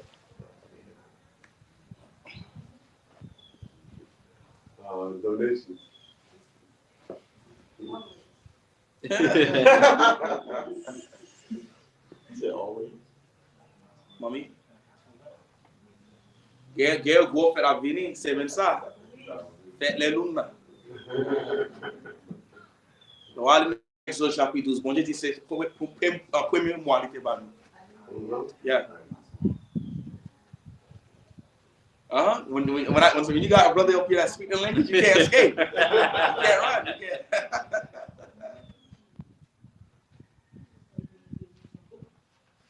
You gonna bring T. Jojo, mommy? I'll pay T. Jojo.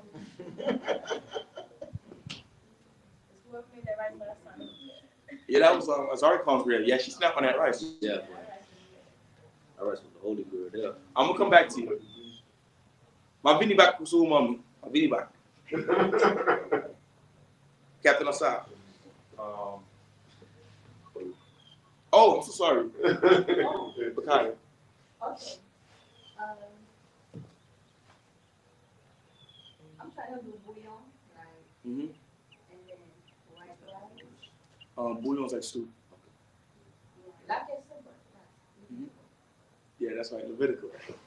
and then I'm trying to do like if you guys want me to do something different, so you can tell me. But Okay. Just so you can surprise us. You know, I'm gonna have that bit on Spanish. She'll whip it up in the kitchen. God. Yeah, you surprise us. Vegan beef macaroni. The most I hate every false way.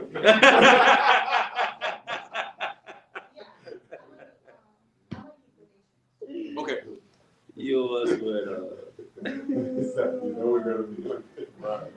We're gonna put what you could eat. Go ahead, Salat. Go ahead. That's it. All right, Levitical vegan beef macaroni. All right. Come. Wine or donation? Okay. Donation.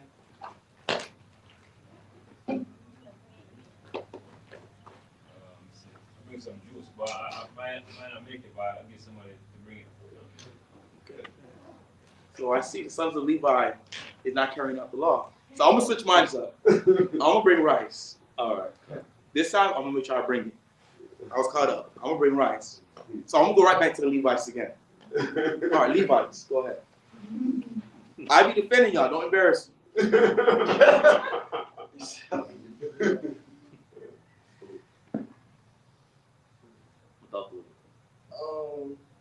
What you mean?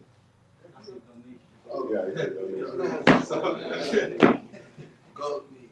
All right, you bringing gold. You got the rice. You got the chicken. Okay. I'll put that in all caps. Gold.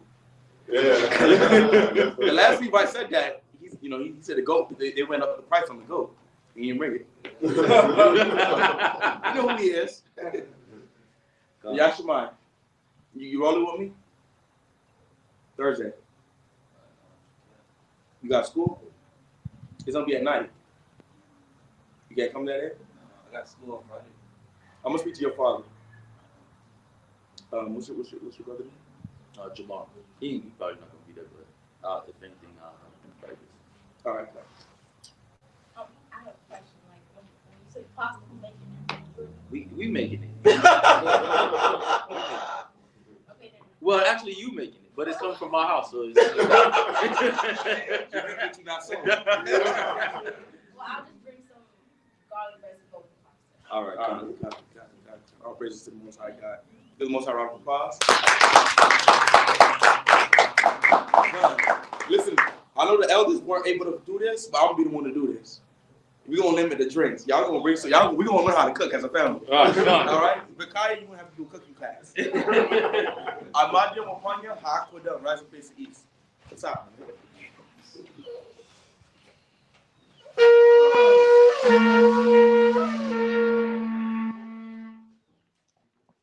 This is the book of Psalms, chapter 67. I'm going to read and repeat.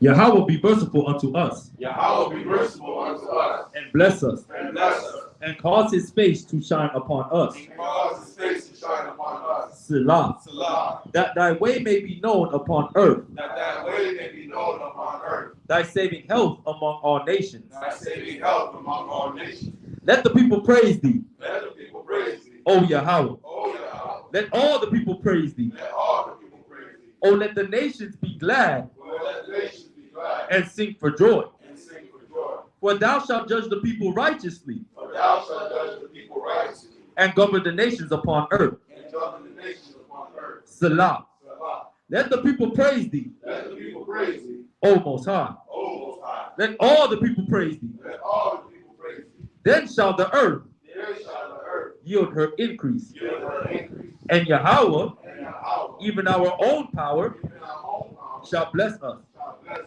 Yahweh shall bless us. Yahweh shall bless us. And all the ends of the earth shall fear him. And all the ends of the earth shall fear him. Bahashem, Ba'ashem, Hamashiach, Hamashiach, Yahweh Shai, Yahushua, the water, the water, the Yah, God, Aman. Amen. Abanawa Yahweh, we come unto you with a humble heart, mind, and soul. We want Yahweh for this blessed Sabbath day that you have given unto the children of Israel once again, that we may become fed, nourished, Lord, and cleansed by your word, O Yahweh. That we may be that holy, chosen, special, and superior nation that you have created us to be, O Most High. May we continue to abide in all of your laws, statutes, and commandments, O Most High. That we may receive your blessings, Lord, and be the head and not the tail.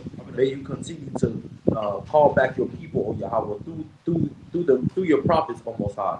May we continue to serve you in sincerity and in truth, O Yahweh. Thank you for all of that you have done for the nation of Israel, calling us back unto our heritage and to the great things, Lord, that are pleasing unto you, O Most High. May you continue to send your healing hand on those who need it, and may you continue to build up the weak, Lord, that they may be strong and courageous in keeping your honorable and holy laws. Bahasham Hamashiach Yahweh Shai, the water of the Yard, Aman. Amen. All praise the Give Most High a round of applause.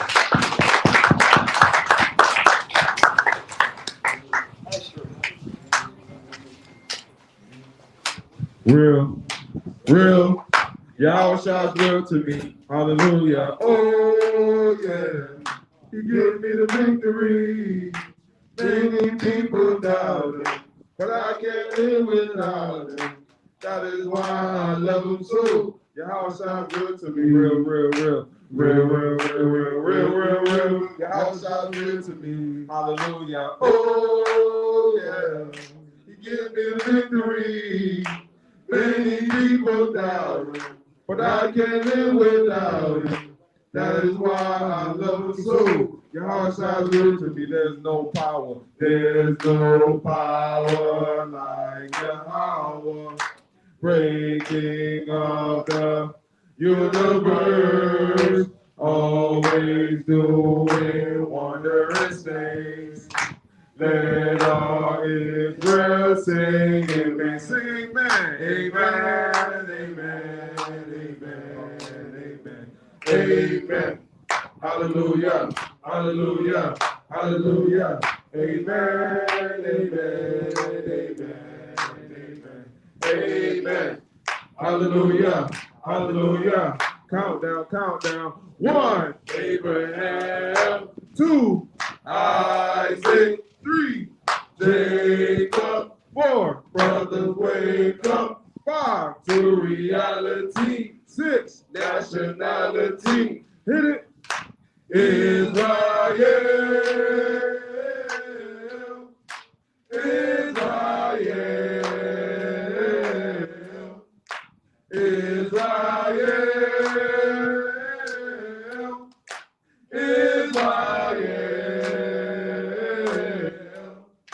Late at night when I'm sleeping in my spirit, thoughts are creeping in my boots. In my boots. In my boots. In my boots. Let's get to heaven. When I get to heaven,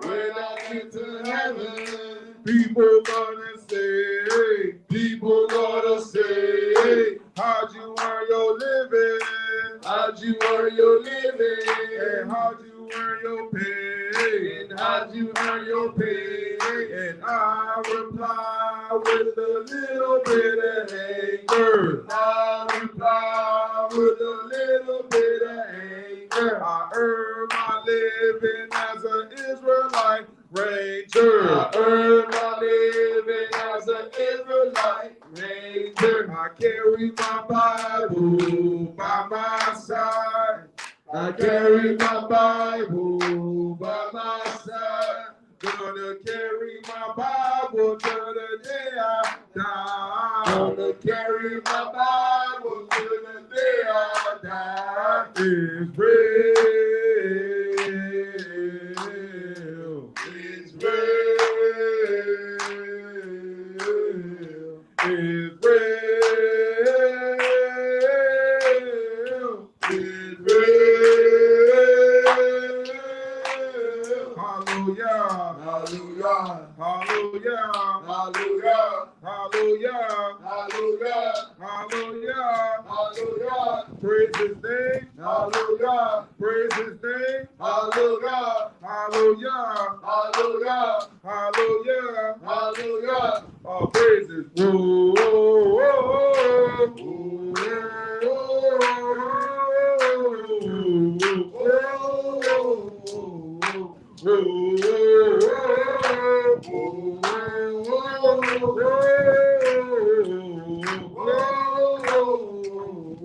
standing tall, looking good. Standing tall, looking good. Preaching to our neighborhood. Preaching to our neighborhood. Standing tall, looking good. Standing tall, looking good. Preaching to our neighborhood. Preaching to our neighborhood. Yelling, whoa, whoa, whoa, whoa,